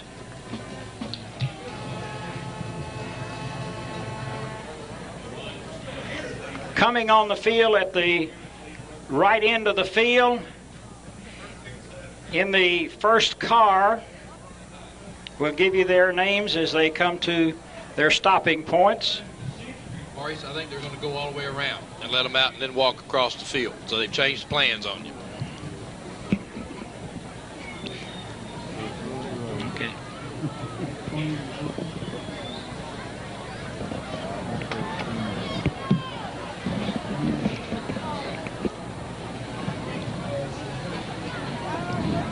First car, Jessica Bond, daughter of Susan Bond of Rockwood and John Bond of Jackson, Tennessee, escorted by Richie Brandt, son of Carl and Celeste Brandt of Rockwood.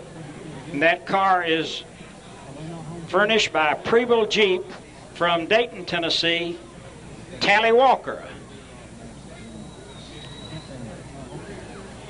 The second car, Sarah Buck, daughter of Ron and Kathy Buck of Rockwood, escorted by Chadley Bowman, son of Norman and Peggy Bowman of Spring City.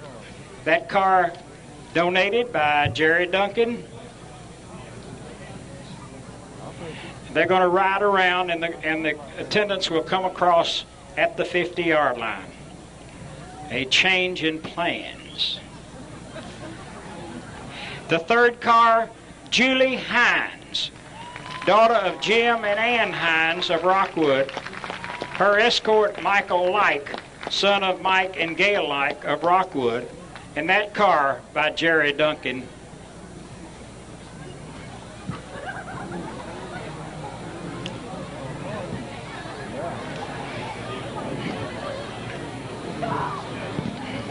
Homecoming festivities here at Rockwood High School tonight, and Maurice Grief holds that secretive ballot in his hands. That's what you get when you've done this for about 35 years. You get to hold the envelope, right, Maurice? 45 years. 45 years. Excuse me. Right. Excuse me. This is my 45th year. Drawing a Social Security check here from the Rockwood High School press box up here. Get my retirement pay from Rockwood High School. So, Maurice, the Queen candidates now coming out of their really pretty cars, and certainly like to thank the sponsors of these vehicles, because without the pretty cars, this festivity wouldn't be near as impressive. Well, it takes pretty cars to escort pretty girls and handsome young men. Now that is Jessica Bond, daughter of Susan Bond of Rockwood and John Bond of Jackson, Tennessee, escorted by Richie Brandt, son of Carl and Celeste Brandt of Rockwood.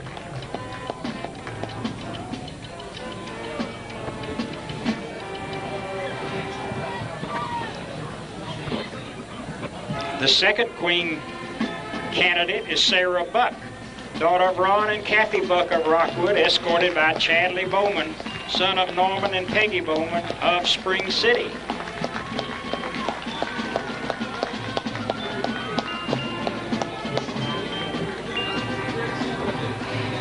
And our third queen candidate is Julie Hines, daughter of Jim and Ann Hines of Rockwood, escorted by Michael Like, son of Mike and Gail Like of Rockwood. Derek Pear and Dwight Wilson, captains for the Tigers, standing by to do their official duties. The football captains on the field, number 58 and number 59. Wyatt Wilson, son of Leroy and Jan Wilson of Rockwood, and Derek Pear, son of Danny and Janet Pear of Rockwood. The flower girl is Courtney Wilkerson, daughter of Lee and April Wilkerson of Rockwood. The crown bearer is Andrew Sullivan, son of Heather Burnett, a teacher at Rockwood High School. And now, ladies and gentlemen, that is all important time.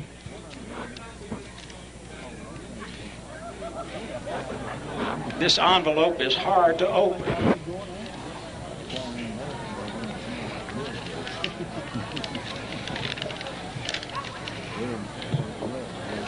The queen for the 1998 Rockwood High School homecoming is Sarah Buck. So Sarah Buck, crowned homecoming queen, 1998. Wyatt Wilson and Derek Pear. Boys, and the young lady, Miss Wilkerson and Mr. Sullivan. And that is your homecoming queen.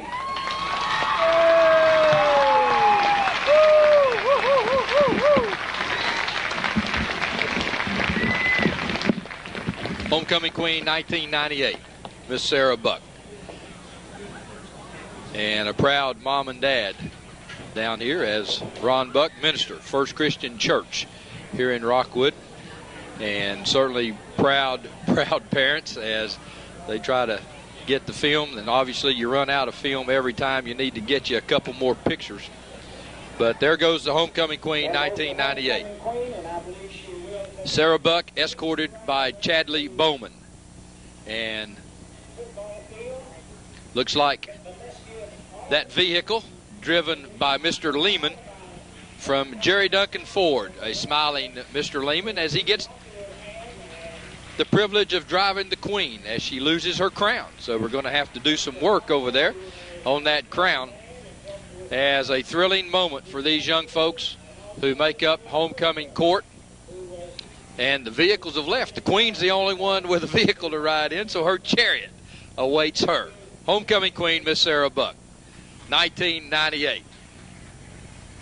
And if Mr. Lehman's doing his job, she should get another tour around the field here to show off the queen. Let's see if they're going to get to do that. But certainly happy to have brought you homecoming activities here from Rockwood High School field. The band certainly doing a great job providing the music, and also Mr. Farmer making sure that the band does their part here in this homecoming festivity. So just a great night for homecoming. Now the football team needs to get back, get some points on the board as they trail Sweetwater here at halftime, 10-6 in this football game. And we'll be with you. We've got some stats. First downs, Rockwood had 6, Sweetwater 7. Don't forget now, on Tuesday night at 7 o'clock. Rushes, Rockwood had 20 and Sweetwater 25. Yards rushing, 93 for Rockwood. Sweetwater had 72. Passing, Rockwood was 2 for 4 with 1 interception for 35 yards. Sweetwater 2 of 6, no interceptions, and 13 yards. Total yards, Rockwood had 128, Sweetwater 85. Fumbles, Rockwood had 3, they lost 2, and Sweetwater had 2, they lost 2. Punting, Rockwood had 2 punts for 29.5 yards, Sweetwater 1 for 24. Penalties, Rockwood 1 for 5, Sweetwater 2 for 7. Now we'll go back to the field for the Rockwood alma mater.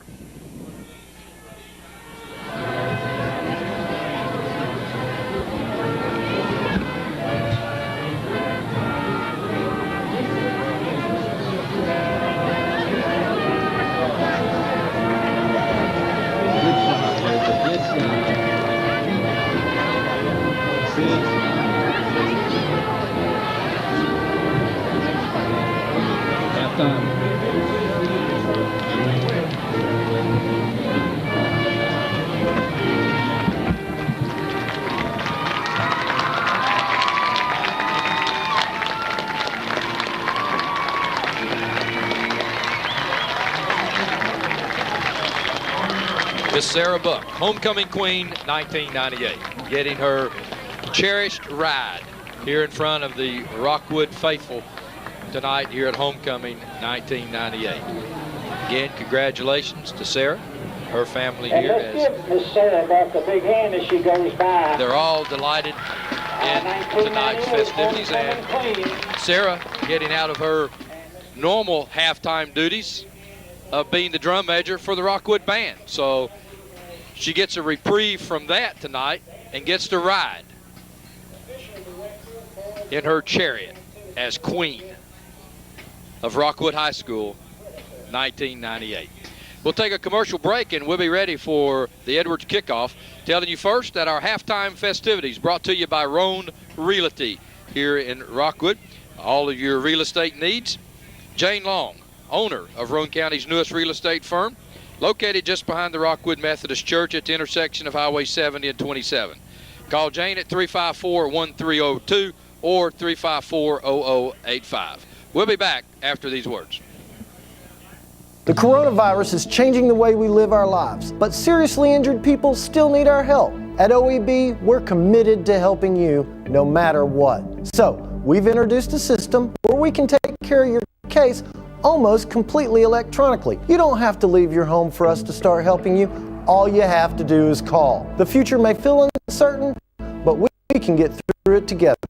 If you're injured, you still deserve justice. Call 546-1111. Call right now. To Civitan Field here after halftime, getting ready to start the third quarter. Very exciting halftime show with Homecoming 98 here at Civitan Field, as Sarah Buck was crowned homecoming queen. Congratulations to her and Reverend Buck and from First Christian Church in Rockwood. Been a good first half here at Civitan Field, as you see some scores going across the bottom of the screen. Look for both teams to come out now, starting the third quarter, being very physical and getting something going offensively. Both teams, the Tigers had chances there late in the second quarter as they had the ball down in Sweetwater territory, unable to get the ball in the end zone, had some key turnovers, and still on the board though with 6 points as they were able to get the touchdown in with a run by Clay Barnes. Sweetwater looking very good tonight under the new direction of quarterback Graylin Ferguson, so he's doing a good job tonight for the Sweetwater Wildcats as they're on the board with 10 points. So look for this second half to both teams kind of be getting under control a little bit and establishing some kind of game plan here in the second half, as the Tigers will kick off here to begin the third quarter with the Wildcats receiving. Downs and Robert Upton back for the Wildcats. So this will be an Edwards kickoff starting the third quarter. Go to Edwards and Harriman for all your shoes and clothing needs. Shop Edwards, downtown Harriman. Wilson to kick off here to begin the third quarter. Deep, squabbly kick back to Upton. He'll take it about the 10-yard line. He's got an opening up the middle, and he's dragged down about the 36-yard line. So good opening field position for the third quarter for the Sweetwater Wildcats. They'll start about their own 36-yard line. So, important third quarter here for the Rockwood Tigers to force the Sweetwater Wildcats or go 3 downs and out and force them to punt and get the ball back in good field position. So we'll see what happens here offensively for the Sweetwater Wildcats. They line up in the wishbone with a flanker to the left. Ferguson fumbles, puts the ball on the ground, and Rockwood recovers the fumble. So big play there for the Rockwood Tigers as they come up with a key turnover. As we said earlier, turnover is always a big part of Rockwood football or any football game, as Rockwood comes up with a big turnover there, and they'll take over at Sweetwater's 36-yard line. Looked like Ferguson just lost it as he was running, couldn't get a good handle on it, and he just lost it, not hit or anything. So he'll turn it over to the Rockwood Tigers. Tigers really need to make something happen right here in the start of the third quarter.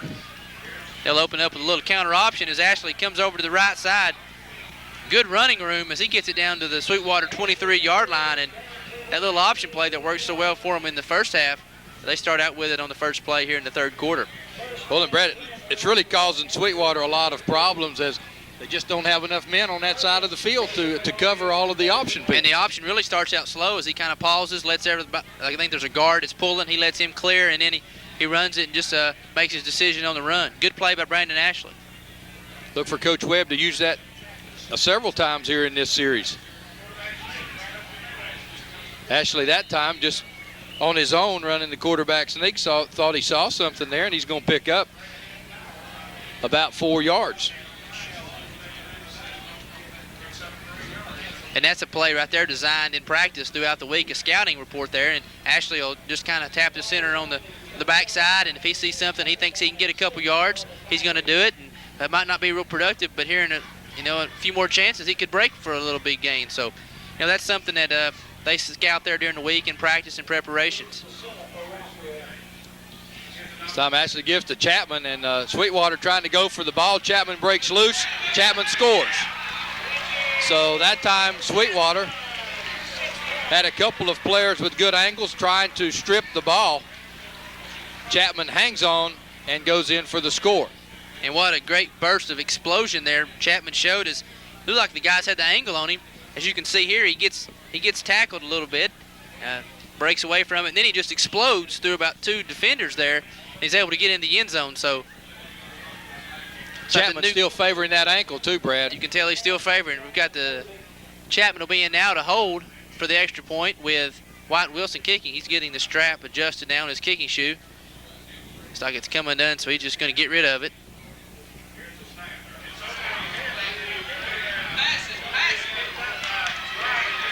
Wilson now turning into a running back and goes down. So on the bad exchange, it will be Rockwood 12, Sweetwater 10, with 10:40 left here in the third quarter of play. Again, we'll tell you our halftime festivities brought to you by Roan Realty. You can call Jane Long at 354-1302 for all of your real estate needs, or 354-0085 in her new headquarters just off Highway 70, 27, behind the Rockwood United Methodist Church. That extra point attempt there, example of what injuries can do to a football team, is Ewing's your normal kicker, Wilson's your normal snapper, and now the roles are reversed and you've got somebody else snapping and it's just a bad snap, and costly extra points can come back in the end and haunt you. And Rockwood's up 12-10 now, but extra points and all the little things in special teams are so very important in high school football. Of course, if you're coach at Sweetwater now, after the Edwards kickoff here comes down to Sweetwater, it'll go out of bounds at about the 12-yard line. So let's see if they want it at the 35 or if they want them to re-kick on the Edwards kickoff. But now, Brad, 1-4 team, you're always waiting for that bad thing to happen to you. It happened right off the bat here in the third quarter. Now you got to see if they can rebound and come back offensively and get in the sync that they were in the first quarter. They elect to take it at the 35, so it'll be Sweetwater's ball, 1st and 10 at their own 35-yard line. And the last play with Ferguson, nobody really made him fumble the football. He just lost control of it. So just mental breakdowns there for the Sweetwater Wildcats starting this third quarter. Ferguson pitches to Downs, and Downs barrels his way over the right side of the line. Good play by the Tigers that time, as they had it played well, as Pear comes up to help with the tackle, but he'll gain 4 yards. Try to leave 2nd and 6. A opportunity now for the Wildcats to get something going offensively now with 2nd and 6, and they allowed to kind of have a little more freedom now in their playbook and open it up a little bit as they split 2 receivers to the far side. Ferguson this time gives to Mercer, and Mercer cuts over and gets tripped up. Had a lot of running room that time, but someone was able to get him by the shoestrings and make the stop. They'll move it back to about the 43-yard line. Big 3rd down play now, as it'll be 3rd down and about 3 for the Wildcats. 9:44 here left in the 3rd quarter of play. Mercer had a lot of running room up the middle, and looks like he might have either got tripped up by Pear or his own man that was on the ground. He just kind of stumbled over him, so a lot of running room there for Plymouth. Downs trying to get around the right side, gets through, picks up the 1st down, and crosses midfield in the process, gets it all the way down to the Tiger 48-yard line. And I think that time Brad just caught Rockwood maybe in a blitz and got outside. Well, right now the running backs for Sweetwater are really exploding through the right side of the Tiger defense, so maybe the coaches for Sweetwater have found somewhere they can attack on that side of the defense. And now the Wildcats will bring 2 receivers to the near side of the field in the I formation. And somebody's open. Now they make the adjustment, but had a man open here as Mercer running into his own players. He'll get about 2 yards, but that time really Rockwood not in the right formation that they needed to be. Luckily Sweetwater didn't have the play called to the left. And that's somewhere, where if you see something like that, if you want to make a quick little audible, if you have a little check off where bam, you stand up and just hit that little receiver on a quick pass, he was wide open. So the Cats pick up 2. It'll be 2nd down and 8. As again, they send 2 receivers wide to the left. Ferguson back to throw, looking down the field, throws it way down the field for Downs, and Downs unable to come up with a catch as Clay Barnes goes back and makes a big play. Downs injured on the play, and the thing that scares you on that play, Downs about 6'1", Barnes about 5'8", but Barnes really did a great job that time. And the ball a little underthrown too, and Downs again having to be a defender, and I believe he came down on his shoulder. He was up in the air and he landed sideways. If we can see it on the replay, I believe he comes down on his shoulder. You can see initially it looks as though Downs had position, but Barnes comes back and looks like the left shoulder. You're exactly right. Big play by Barnes that time, but Ferguson really put some air under that one. Great throw. And I believe it was an option route too, as he had a guy on the inside receiver here running a little screen pass, just kind of his safety valve. He elected to go deep for Downs, and Downs had him beat, just a little underthrown. Good play by Barnes, and Downs goes up in the air and comes down on his shoulder. So Dr. Mansell Wakeman out on the field there for any assistance that he might render the Sweetwater folks. As the officials telling Coach Webb what he can and can't do with his football team during this timeout, and he says you got to stay on the field. I can't come on the field, but we can get close enough to where you can hear me and I can hear you. That's really all that matters. So a free timeout, in other words. We'll take one as well. We'll be right back.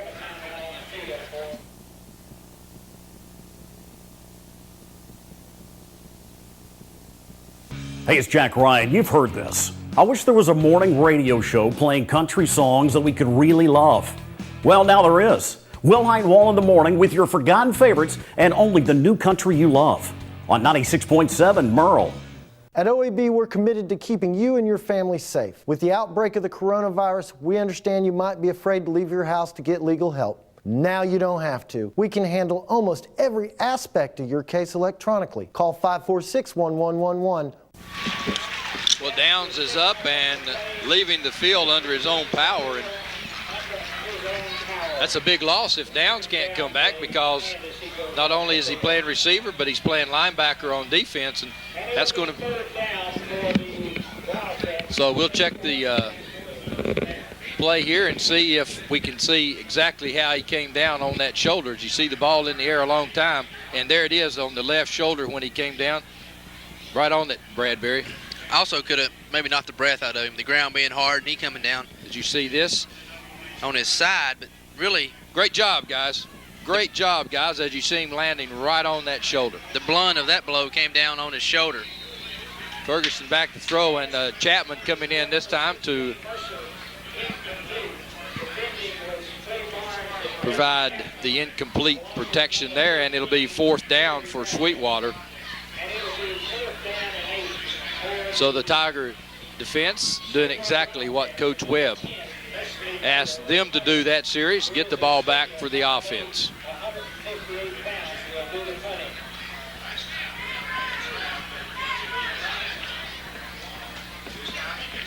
Snap is there, punt is away, a high spiraling kick that's trying to get away from Chapman. He'll take it on the near side, and Chapman will be knocked out of bounds at about the 13-yard line.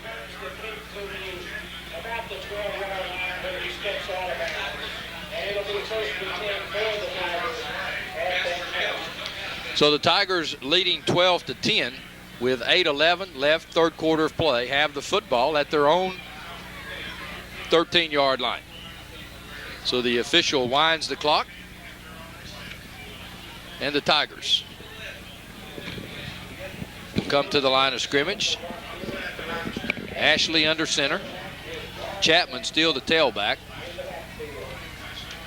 Barnes, first man through, and Barnes hit right at the line of scrimmage. Sweetwater doing a good job that time.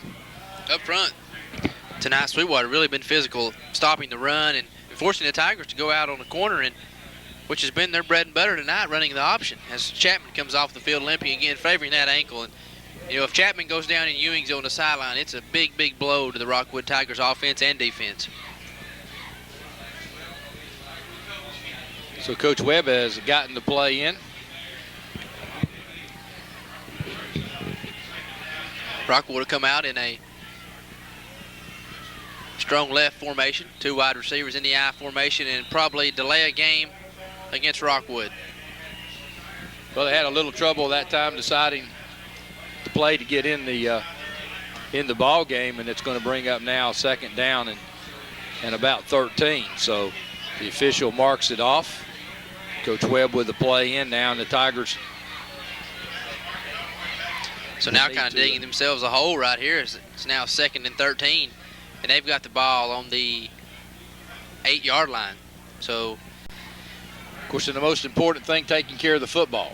And backed up as they let to go with the option again, and Ashley breaks it out again into the secondary and gets good yardage out to about the 22-yard line.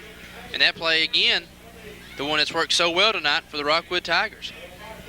Well, and he makes the initial Sweetwater defender miss, and once he got by him, had good running room and just has such a great sense of weaving and finding his way and getting away from trouble. So big play as Lucas Kirkham into the ball game, carrying the play for Coach Webb now at tight end. 3rd and 1 for the Rockwood Tigers. And Barnes, I believe on his 2nd effort, might have got the 1st down. He was stopped initially at the line of scrimmage and bounced it outside for a small gain. It's going to be close. Official looking. I believe he got it. 1st down, Rockwood. So that'll move the chains now, kind of getting a little breathing room out of their own end zone. And look for the Tigers, though, to continue to run that option, the counter option, as it's called, and just misdirection. And Brandon doing a great job tonight, running the offense and getting some yardage. Chapman back into the game at tailback as the Tigers line up in a double tight end formation. Wide receiver to the near side as Chapman will take the deep handoff, and he'll be lucky to get back to the line of scrimmage as Sweetwater again doing an excellent job up front stopping the run. Well, it looks like he'll pick up about 2 yards as he gets it out to the 25-yard line. So be 2nd down and about 8 for the Tigers. And a real gutsy performance tonight from Reggie Chapman, playing on that sore ankle, and continues to run the ball hard. And Clay Barnes, I think, playing about every play at fullback tonight, and as well as his defensive secondary. So no rest for him tonight as well. And again on the little delayed option, and this time Sweetwater plays it a little bit better as they come up, and Hutzel makes the stop. Again, lots of running room if Hutzel misses, though.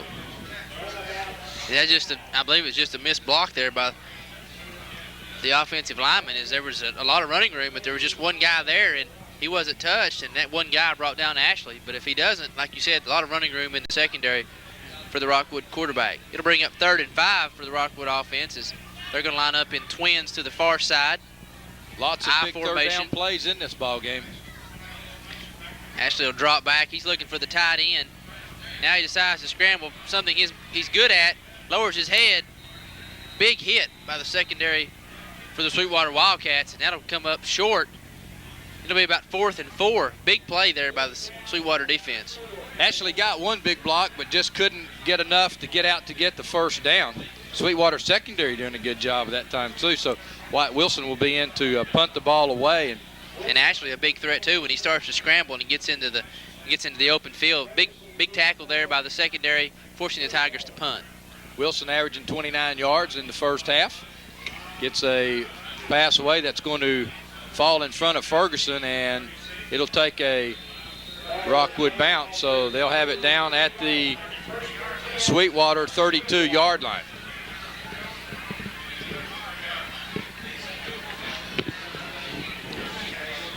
So after the Rockwood punt, the Wildcats will take over again at their own 35-yard line, 1st and 10.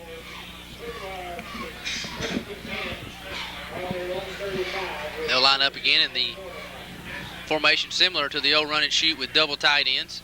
Ferguson under center. Well, they just keep pounding it to Plemons up the middle, and they're trailing 12-10 now. Again, picking up almost 4 yards, so they're doing what you would like to do on first down, and that's get at least 4. Looking across as Downs still has not come back into the ball game. He's in. Okay, there he is. I was missing Downs, so good to see him back in the ball game. I believe he was out for a few plays, just kind of gather himself and get back in there. Again, Plemons, and Plemons gets it out to the 40-yard line, and Plemons will gain about 3 on the play, so it's another big third down play. Boy, we've had a bunch of third down plays in this ball game. Third downs are so critical in a football game, as they can either continue your drive or stall out there at the line of scrimmage. So big third down here for the Sweetwater Wildcats. So again, you would think that Ferguson may try to get outside and either throw or run, give him an option on what he can do. Downs in motion, and Downs out in the flat. He's open and makes the catch and has running room as he gets by Wilson and gets it all the way down to the Rockwood 45-yard line. Big play by Ben Downs. You know, that's what they call it UT YAC, yards after the catch, and that's so important with a receiver. And a good pass by Ferguson. He scrambled out and thought he looked to run there. He looks to run at first, and then he sees Downs out here in the flat, wide open. He makes a good catch, then turns it back inside and gets about 7 or 8 more yards. So big play there by Downs, as he's just an outstanding football player tonight. Ferguson, quick pitch to Mercer. Mercer looking, and Holloway hangs on, and that'll be about a 3-yard loss. Big play by Nick Holloway. He forced it inside, held his containment on the outside, and got some help making the tackle. Well, they're going to say his forward motion got him up. It'll be about a 1.5 yard loss. So let's call it 2nd and 11. Boy, Brad, with Downs out in that receiving position and Ferguson at quarterback, really a different offensive look than we saw a couple of weeks ago. Downs looks like he feels more comfortable out there running wide receiver and getting into the offense. This time Ferguson gives to Plemons again, straight up the middle, and he'll get across the 45, down to about the 43-yard line. It'll be 3rd down and about 7. I'm looking for the Wildcats to come back maybe with that little screen pass they tried there right before halftime, as no one was around Mercer in the flats, and they've not run it since. So look for them maybe to try something like that or come back in with a little short passing game with Downs is now they'll send 2 receivers to the near side in a twins formation, I backfield. And Ferguson will roll out to his left. He's looking for Downs. Instead, goes across the middle, almost intercepted by Barnes. And tough pass for Ferguson, throwing back across the middle, rolling to the left side. So very tough pass, and Sweetwater will come in faced with a punting situation. And you might see Sweetwater, instead of waiting on this third down, you might see them try to open up a little bit more on second down. It seems though in the last couple of series, on second down, they've been content to run Plemons straight up the middle and then be faced with a big third down play. High snap, but the kick will be away. Wobbly kick that Barnes will let hit. It takes a Sweetwater bounce, and it'll be downed at about the 5-yard line. So Rockwood again will be taking over, and again, special teams, you would like to have seen Barnes try to catch that one, eliminate about a 12-yard roll.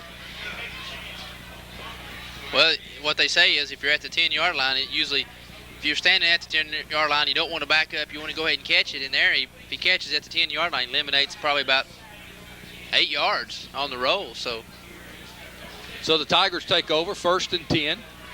Ball at just across their 5-yard line. Chapman in the end zone at the tailback position. Ashley this time gets it to Chapman. Ball's on the ground. Sweetwater picks it up, and Downs goes in for the score. And Brad, I tell you what, Kerry Brazel made a block that time to spring Chapman. He made a crunching block, and then the fumble occurred, and Sweetwater goes into the end zone. And also, this may be the block that Brazel hit. He put a crunching block to spring him loose. You'll see right here. Coming back in 15. Boom. There it is.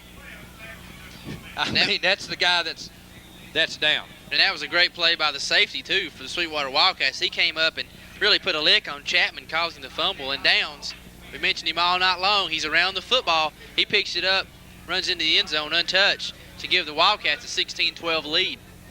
Big play right there for the Sweetwater defense.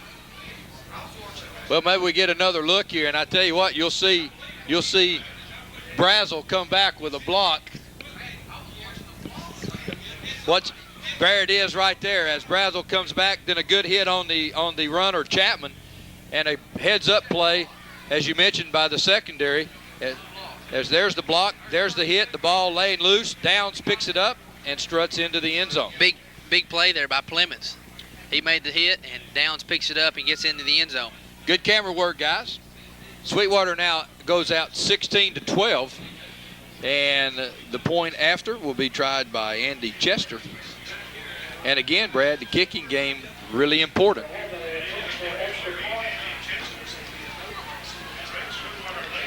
So the Wildcats will line up now for their extra point, leading 16-12 with a minute left here in the third quarter.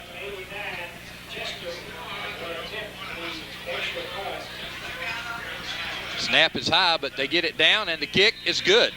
So a good job again by Downs to get the high snap down. So Downs just an all-purpose player. Kind of surprised there. The Wildcats didn't maybe try to go for two. Go for two and make it 18-12. If they miss the extra point, there's still not much difference. But then you have to make the Tigers score and kick an extra point to go ahead, which the extra points have been kind of wishy-washy here tonight. So exactly right. Well, now we get ready for the Edwards kickoff as all the fine folks up at Edwards invite you to come by and look at their selection of athletic wear, casual wear, formal wear. Getting close to Christmas too, so get out and do some early Christmas shopping. Orvis says, I'll second that, Brad. We voted at the Coke plant this morning that the Edwards kickoff advertisement is probably the best investment's been made in the last few years. Okay. I think the stock is rising as we speak in New York. Chester will be kicking off. And deep for the Tigers is Barnes and Chapman. Chester's kick, high, long kick, and Barnes will take it in the end zone. So that will negate any return. Ball will be at the 20-yard line, and that's really what you like to see. Good high kick. It's got good distance on it and making the Tigers start out at the 20. And they've got to go 80 yards to stick it in the end zone. So it'll be 1st and 10 for the Tigers. Still in this football game. 1 touchdown puts them back in the lead. So now we go to crunch time with 1:06 left here in the 3rd quarter of play. Big possession for the Tigers.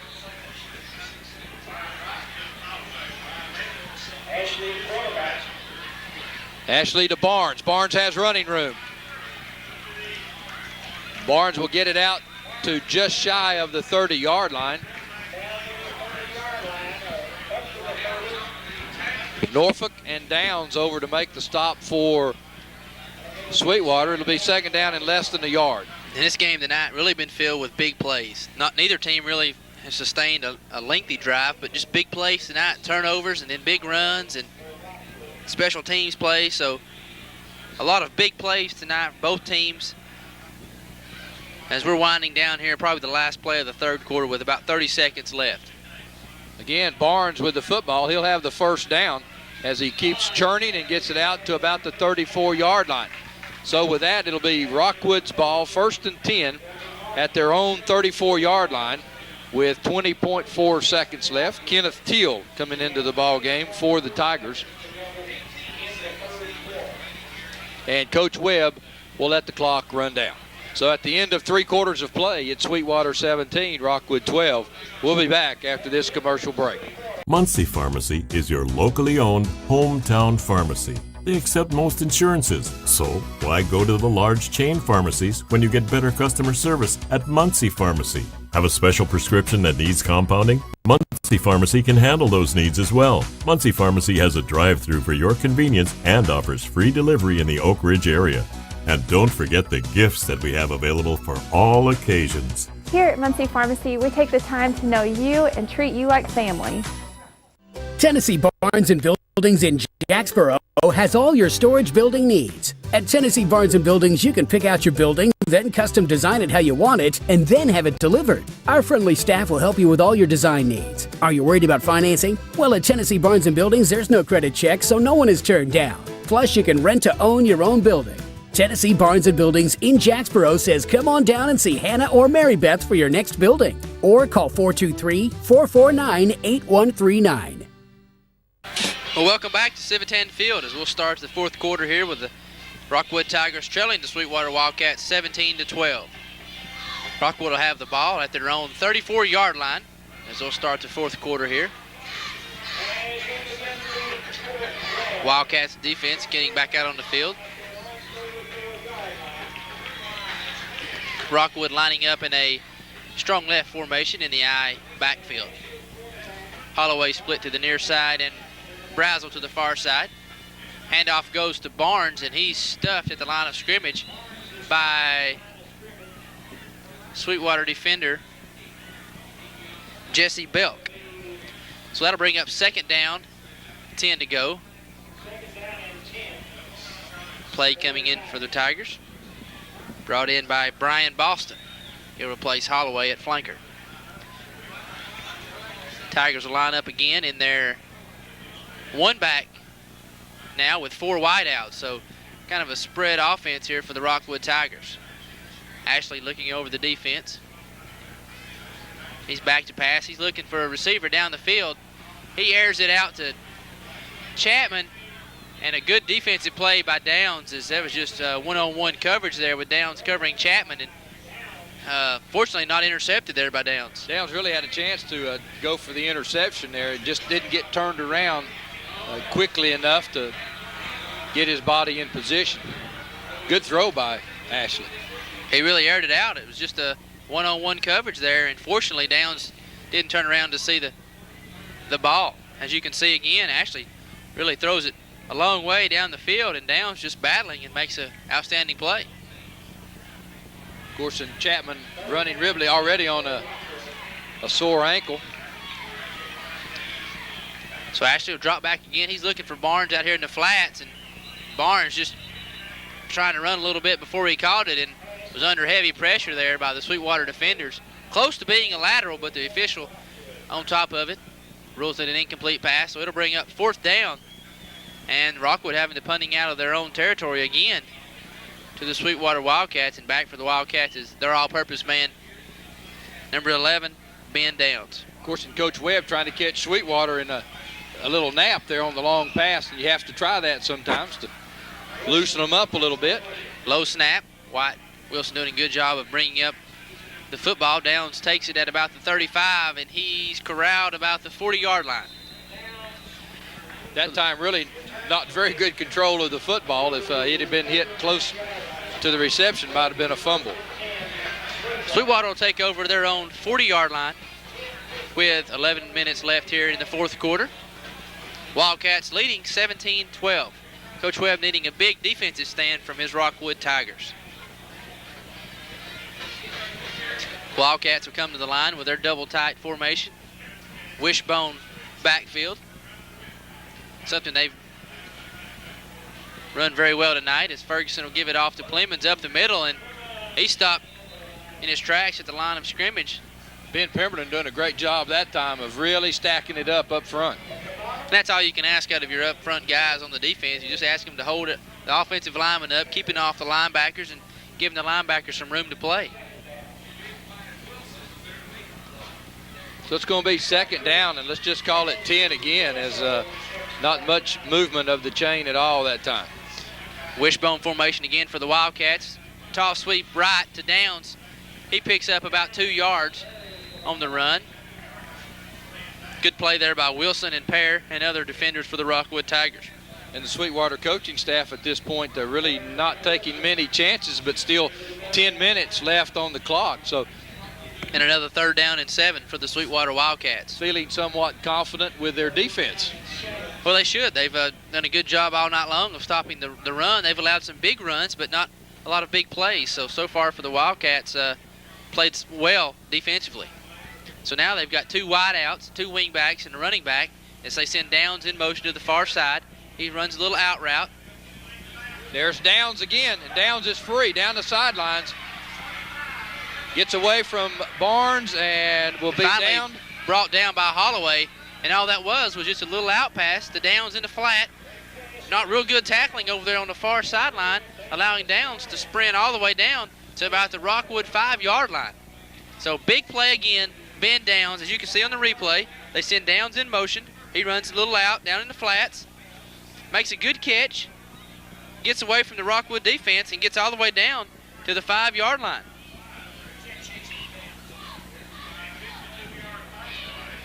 So a 52-yard pass play for the Sweetwater Wildcats allows them to be at the Rockwood 5-yard line, and the flag by the referee, probably too much time. No, that's going to be an illegal participation. We had too many 12 men men on the in the field and 1 left after the huddle. So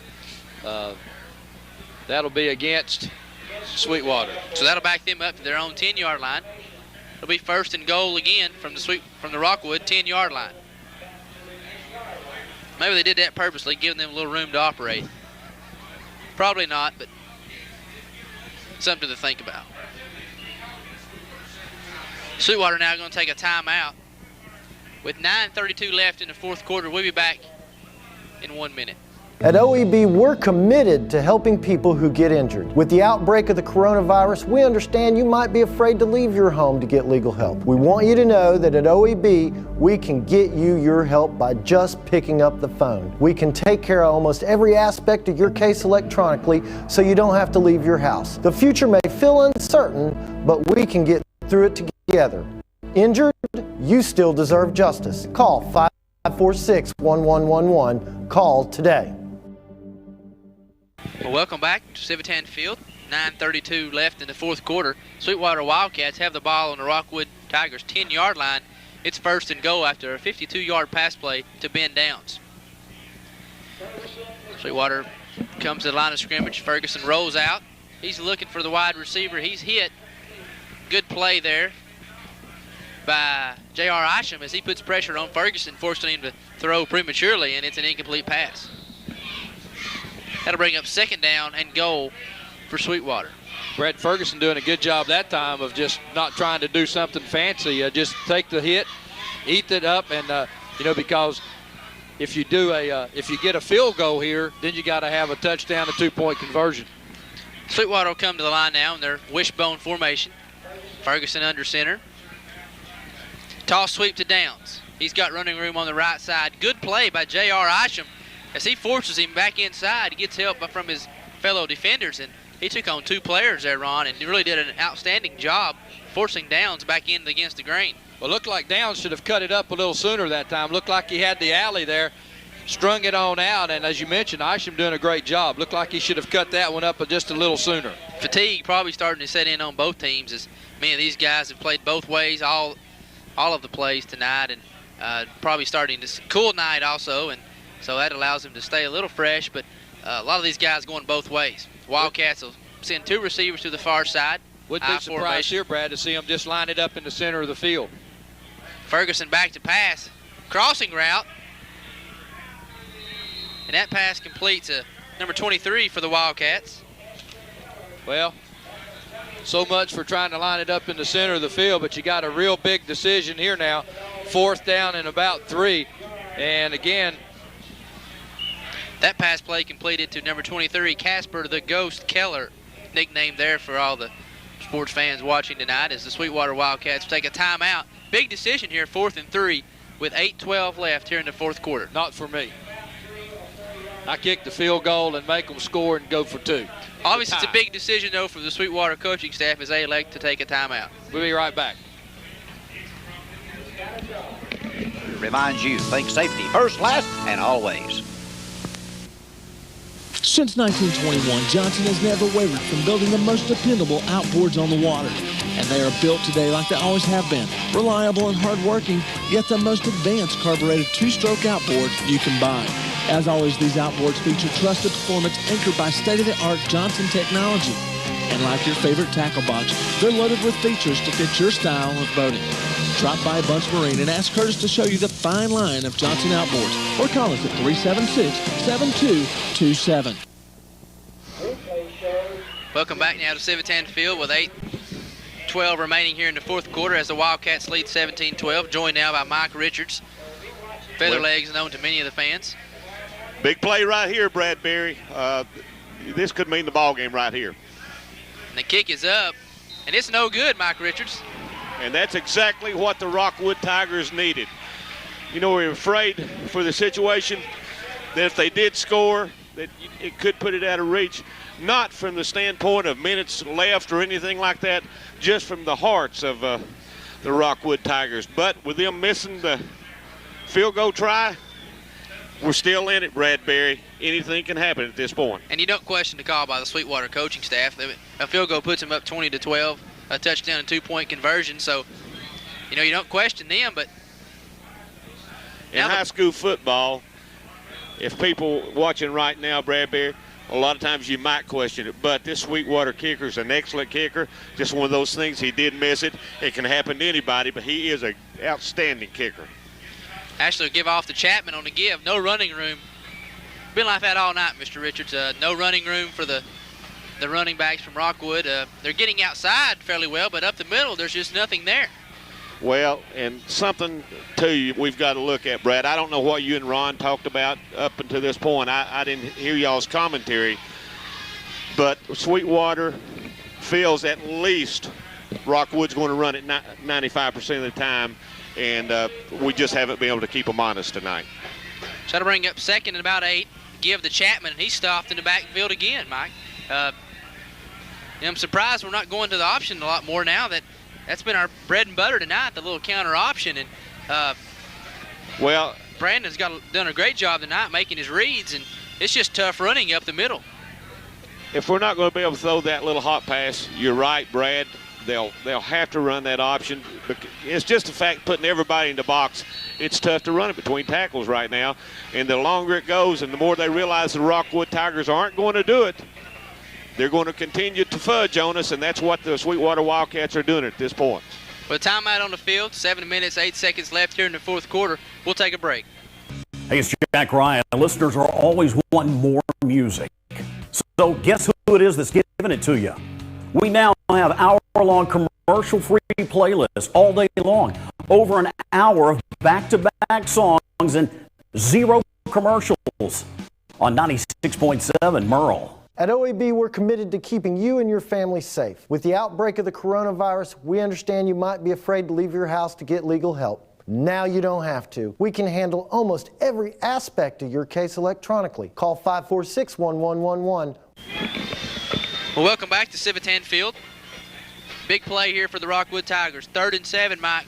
Not really a passing situation for the Rockwood Tigers, but you pretty much got to get something going. Well, for the most part for this 1998 Rockwood Tigers, there's not really that many passing situations.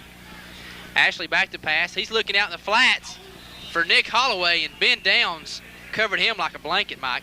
And almost interception, and if he had intercepted Bradbury, it would have been 6 more points for the Sweetwater Wildcats. Rockwood really lucky on that play, and you can tell Ben Downs, he's really disappointed he didn't get it. We've said all night long Ben Downs has been all over the field. He's been everywhere. And you can tell he's an athlete. They depend on him a lot for everything, and just lucky he didn't get that one. Tigers fake a punt. Wyatt Wilson's got it. He rounds the far end, and he picks up the first down. I was about to tell you, Mike, we had a new punter back there, Kerry Brazel.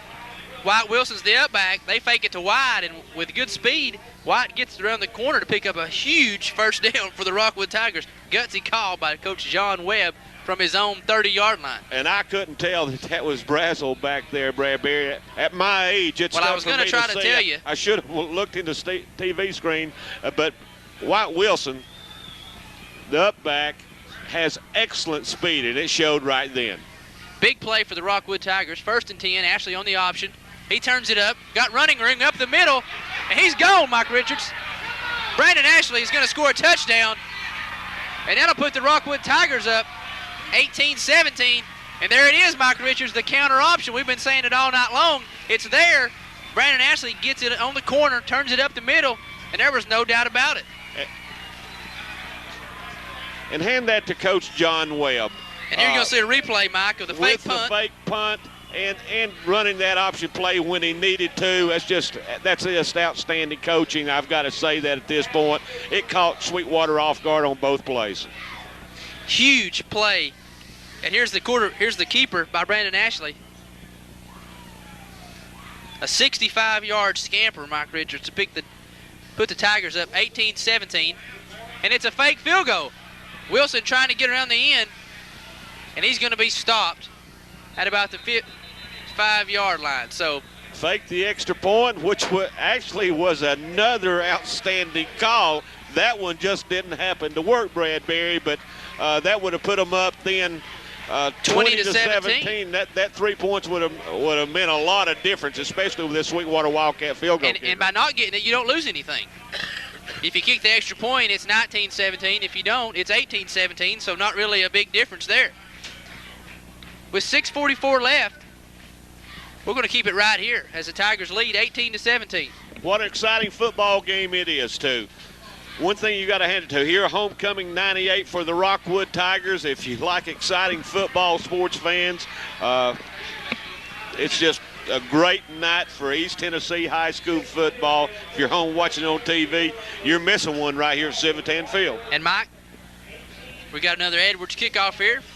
It's getting close to Christmas time. Visit Edwards Shoe Store in downtown Harriman for all your clothing needs. But Mike, as we've said, you know, the Rockwood offense kind of been stagnant tonight. That play right there put a little light into them.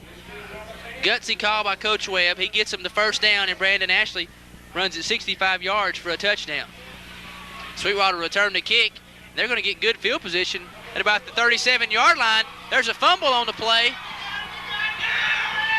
Who's got the football? Looks like Rockwood does. They're still at the bottom of the pile. No signal yet. And they come up with it, Mike.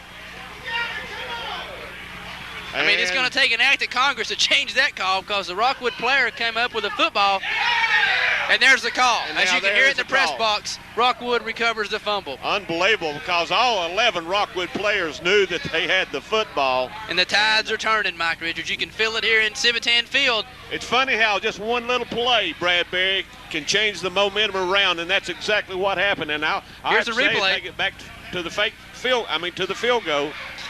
And it's probably not a guy for Sweetwater that you want returning the football. Looking, trying to but it looked like make the initial for Rockwood, Brian Boston, a freshman, comes up with a fumble recovery. Big play for him. And Round Rockwood just running the football right up the middle and getting big yardage. And what a turn of events. And look for Rockwood Tigers to keep it on the ground now, Bradbury. They're going to be happy just to pound it out on the ground, let that clock run down, and then still the possibility if we end up with fourth down to kick a field goal. But the clock did not start on that particular play. I don't know if the referees will tell them to count it down to a certain place, but really it just stayed right where it was at. So the Tigers line up now, second and short from the Sweetwater 27-yard line. Ashley running the same option again, slips and falls, loses a couple yards. That'll make it about 3rd and 4, 3rd and 5 now for the Tigers. And I tell you what, Mike, these last 2 minutes have been exciting football. Some of the most exciting football we've seen around here in several years, Bradbury.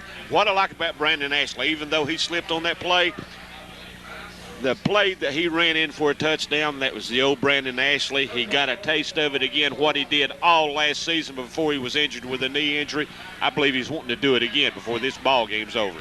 3rd and 4 for the Rockwood Tigers. They line up double tights, I formation, try the freeze play, and they got it, Mike Richards.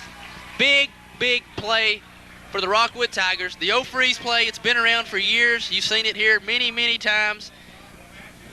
I know for a fact that freeze play has been working for the past 12 years. No doubt about it. Percent of the time, and it continues to work once again here at Homecoming with 5 minutes and 30 seconds remaining in this football game. And it's a play that, on paper, it shouldn't work. But when you get your adrenaline going and it's, there's 5.5 minutes left in the game and you're getting jacked up and you want to get back there in the backfield, you jump off sides. First down for the Rockwood Tigers. They give to Nick Holloway up the middle. There's nothing there.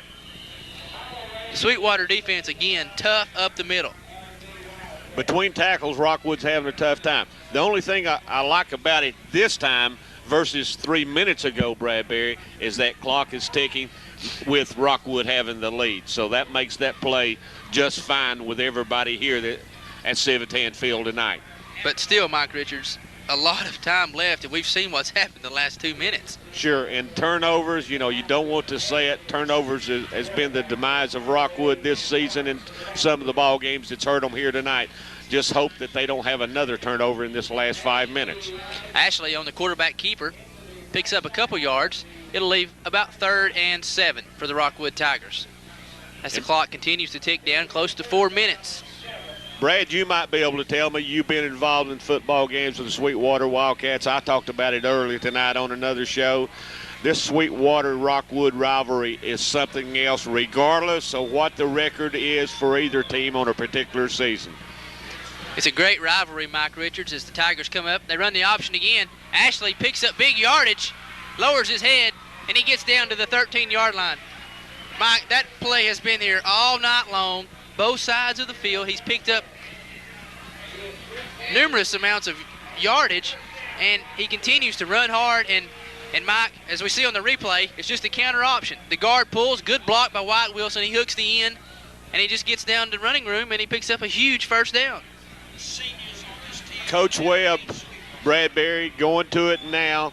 That's almost the same.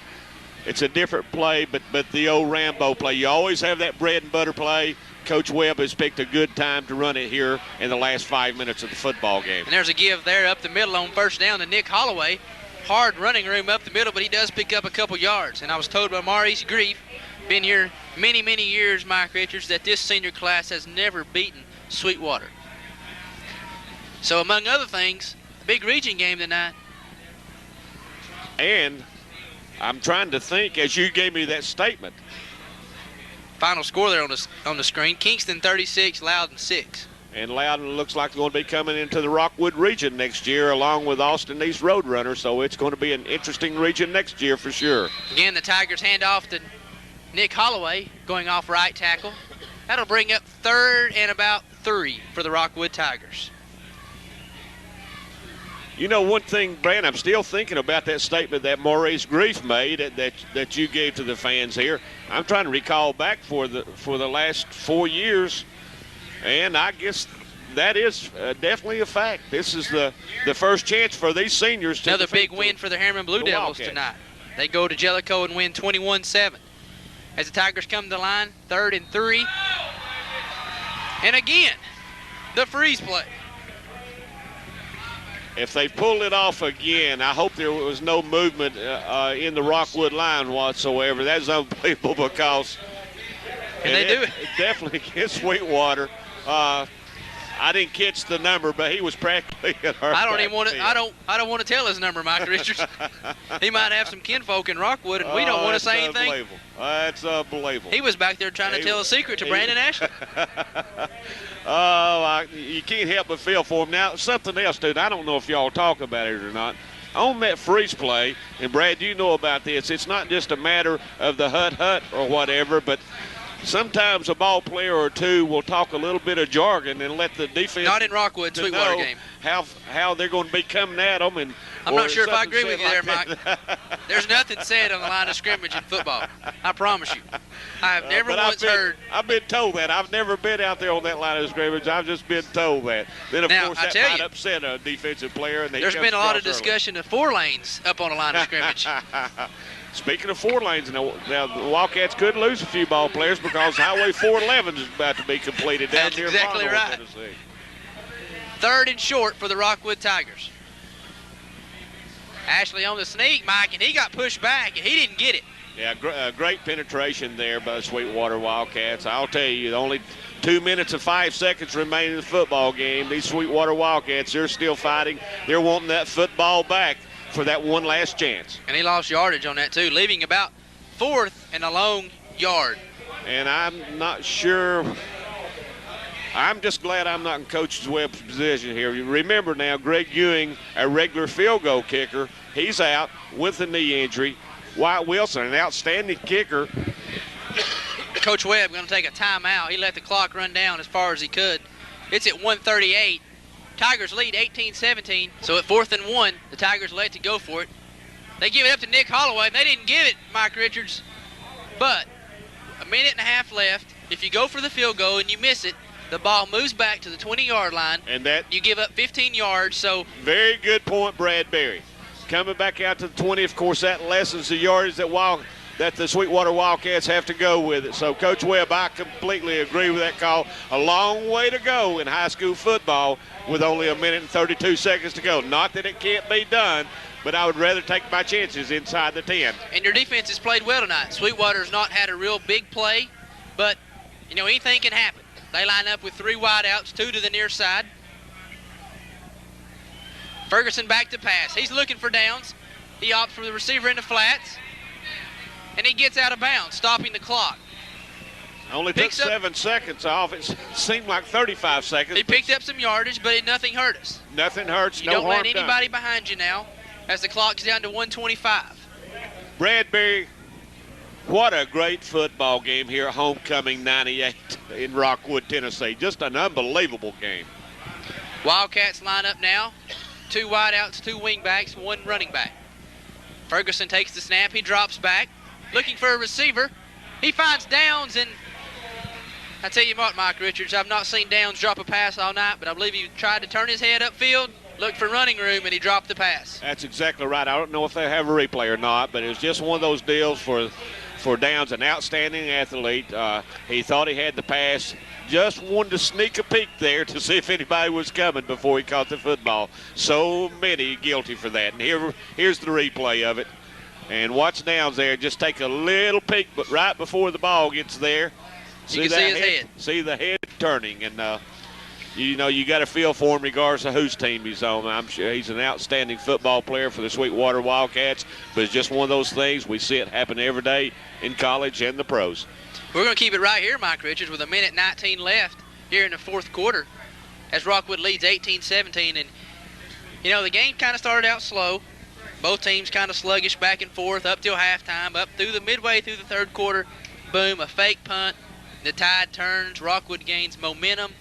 They go up on a big run, 65-yard run by Brandon Ashley. Some big plays along with that, and they're on top 18-17.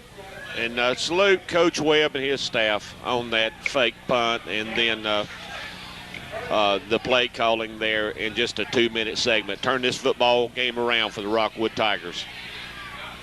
Big play there by Ferguson as he was looking for downs going up the sideline, and he picks up the first down and gets out of bounds also, stopping the clock at 1 minute and 11 seconds.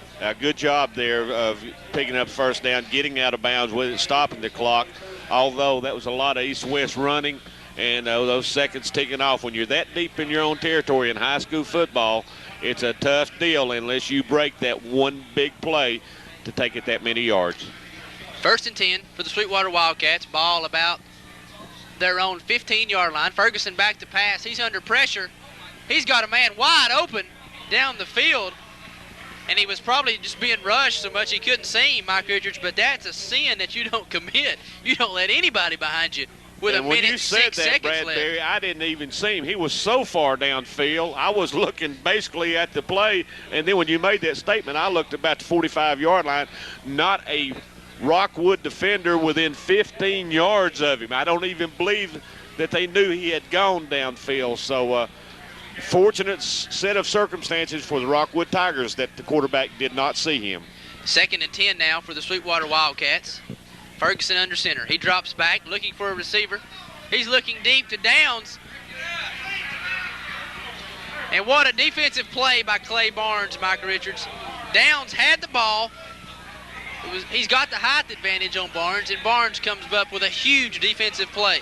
Clay Barnes, the sophomore, and you know, people talk about him about the sophomore running back, but you can tell right here on the replay that Clay Barnes can do more than just run that football. And Downs had him beat, Mike, and just a big play. He gets his hand in there and just strips it out. Actually, he had the football. I mean, it was basically a reception. As you can see right here, he catches the football, and Barnes just sticks his hand up there and strips it away. Great play. 3rd and 10 for the Wildcats. Ferguson drops back. He's going back to it again. He has Downs again. And it's intercepted by number 15, Kerry Brazel, a sophomore for the Rockwood Tigers, Mike Richards. And they went to the well one too many times. Both times, Downs is wide open. The ball's just underthrown by Ferguson, and Downs coming up with a huge turnover. And that time, Brazel, the sophomore, just does an outstanding job. Downs, you know, football just didn't get to him that time like it did on that last play. And Rockwood's going to be able to take a knee now. And sophomore is playing big here in this final minute for the Rockwood Tigers. And Brazel doing what he's supposed to do at his safety position, Mike, not to let anyone get behind him. He comes over, takes it at its highest point, and gets the interception. Great coaching and great technique there by the Rockwood coaching staff. 48.5 seconds remaining here at Homecoming 98 for the Rockwood Tigers. And Bradbury, it looks like homecoming is going to be sweet for the Rockwood Tigers, but if we were talked 5 minutes ago, it wasn't looking like that. And that's the excitement of high school football, Mike Richards. And you know, there's been some gutsy performances tonight with Greg Ewing out. White Wilson's had to take on some different roles as kicker and punter. Reggie Chapman, playing with a sore ankle, played outstanding tonight, running hard. And Brandon Ashley running hard. Clay Barnes playing the whole game at fullback. Yeah, that's true. And, you know, Greg Ewing also a linebacker position there that has to be filled. You know, Nick Holloway plays big. You know, when you lose Greg Ewing, you're not just losing one football player. You're losing 3 or 4 positions there. A lot of people had to step up for the Rockwood Tigers, and they've done so. And that's part of football. You have 11 people, and it takes 11 people to win. There's not just one person that does everything, and tonight's a great showing of that. It took the whole 11 members of the Rockwood football team, and a lot of young guys stepped up tonight, and it was good for Coach Webb to get a lot of guys in and get tested. You're not just playing a rinky-dink school tonight at homecoming. You're playing the Sweetwater Wildcats, a tradition and a power last couple years, and you've had a chance to play some young guys and get some experience. Yeah, and you know, the Rockwood Tigers, when they play as a unit, take your hats off too, you know, to the offensive line. A young offensive line for the Rockwood Tigers, with the exception of Derek Pear and Wyatt Wilson. And Derek Pear, actually, this is his first year playing the offensive line, a fullback on offense before this year. So Rockwood Tigers, young in the line, a lot of experience. They're coming around as a unit. Same with the defensive line. Our linebacker core has been intact really for several years. But outstanding job by the Rockwood Tigers. As the clock continues to tick down, we've under 30 seconds now as Ashley brings them to the line of scrimmage. Third down, probably be the last play of the football game. Clock rolls down. We have movement on the line of scrimmage. I believe what happened there looked to me like the Sweetwater Wildcats tried to swipe the football before it was centered. But no, they're saying just procedure call on the Rockwood Tigers. But I'm sure he probably told the Rockwood Tiger offensive lineman, hey, buddy, I'm sorry. Probably no jargon down there on the, no trash talking, as you said earlier. Not a lot going on. Has been a well-played game, though, tonight between both teams. Always a good grudge match between the Tigers and the Wildcats. That'll be the last play of the game, folks, as the Rockwood Tigers victorious in Homecoming 98 as they win over the Sweetwater Wildcats 18-17. We'll be back in 2 minutes.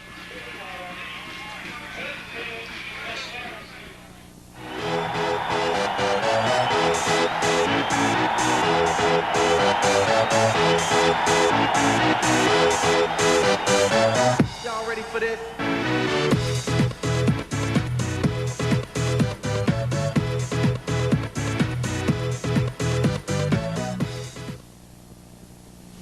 At OEB, we know lives have changed. Parents have become teachers, and our homes are now our offices. The roads may seem empty, but people are still driving and still working. And when they get injured because someone else was careless, they know they can still depend on us. We are OEB Law, and the one thing that hasn't changed is our commitment to helping people right here at home. We're just a phone call away. 865-546-1111. OEB Law. Meeting on the field after the Rockwood Tigers are victorious here tonight, Homecoming 98 with a victory, 18-17 over the Sweetwater Wildcats. Big win in Region 2A for the Rockwood Tigers. It's a great night for Rockwood Tiger football, Bradbury. But, at the same time, you've got to feel for the Sweetwater Wildcats. And, of course, this is the first time I've seen them play this year because I'm always at the Rockwood games. But I've heard that they've had some real misfortune happen to them all year long. It's not a bad football team. When you looked at they came in tonight 1-4, you thought, well, maybe they're just struggling real bad this year without very much talent. After watching them, I don't think that's really the case. It's just sometimes a football team will be snake bit, and I think this is one football team that is right now. They've just had some bad breaks, Mike, throughout the year, and they're at their second quarterback now. They've made a quarterback change. Downs was previously the quarterback and Ferguson a running back. It looks like now they're getting comfortable with Ferguson under the center and Downs out running tailback and wide receiver. So it looks like they found a good combination now, and they've got some games left this year. They've got 4 games left. It's not out of the question now. They've still got a lot of time to prepare and get ready. Week in and week out, you have to take one game at a time. But, hats off to their coaching staff that came in here tonight, and their guys, they could have laid down being the opponent on homecoming. It's usually a automatic win. So some people think that's why you bring them in. But they brought in a good Sweetwater team tonight, and they played hard. And their coaches have to be proud of them. Yeah, but now you move on to next week. And you've got to, I will say this, though, Bradbury. I am certainly glad that the Rockwood Tigers gets a victory here tonight. It's going to be so much better looking at it after this game with 2 wins in this region versus 1 loss versus the other way around. So you've got to feel for the Sweetwater Wildcats, but the Rockwood Tigers hung in there, really looked down for them for a while until that last, and you're going to have to tell me what minute mark it was. They went with a fake punt with White Wilson picking up the first down, and then Brandon Ashley takes it in from there on the long run. It looked like Brandon Ashley of completely turned the football game around when it looked like victory was in their grasp for the Sweetwater Wildcats. Well, with a score of 18-17, the Rockwood Tigers are back here at Civitan Field. Again, Rockwood Tigers victorious over the Sweetwater Wildcats, 18-17, as Coach Webb's joined the staff from Big Wolf Radio for the post-game show. Mike Richards, another night of exciting high school football here at Civitan Field. And so much excitement on homecoming. Brad, this is my 15th year of being here in Rockwood.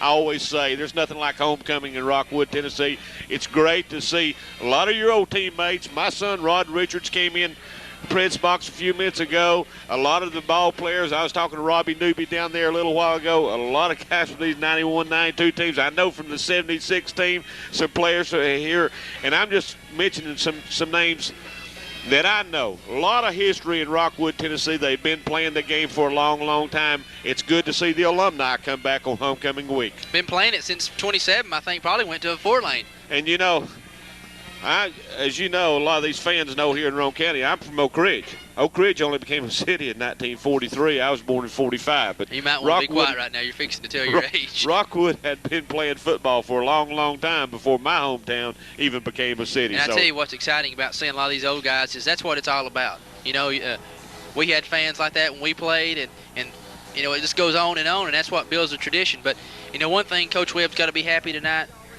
Got to go up the mountain. Long ride, and they face an outstanding running back, Tommy Boland. Big game for the Tigers next week, but they have to stay focused, take one game at a time, and just play hard the rest of the season because they're 2-1 right now in the region. Look forward to the Jellicoe trip next week, and I'm sure all the Rome County teams look forward to next Friday night because it's football weather in Tennessee now, Brad. That's exactly right. Tennessee Vols travel down on the plains tomorrow to face the Auburn Tigers. Big game for them. A lot of baseball action going on now with the playoffs, so very exciting time as the weather starts to change and it gets to be football time in Tennessee. For Mike Richards, Ron Berry, Tony Brown, stay tuned for the Scoreboard Show with Featherlegs, Donnie Davis, and Ron Berry. I'm Brad Berry. Until next time, have a good week.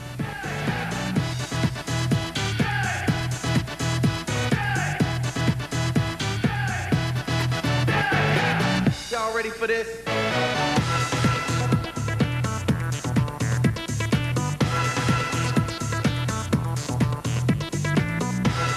She glared at me over her coffee cup. She said, "Where you been?" So I thought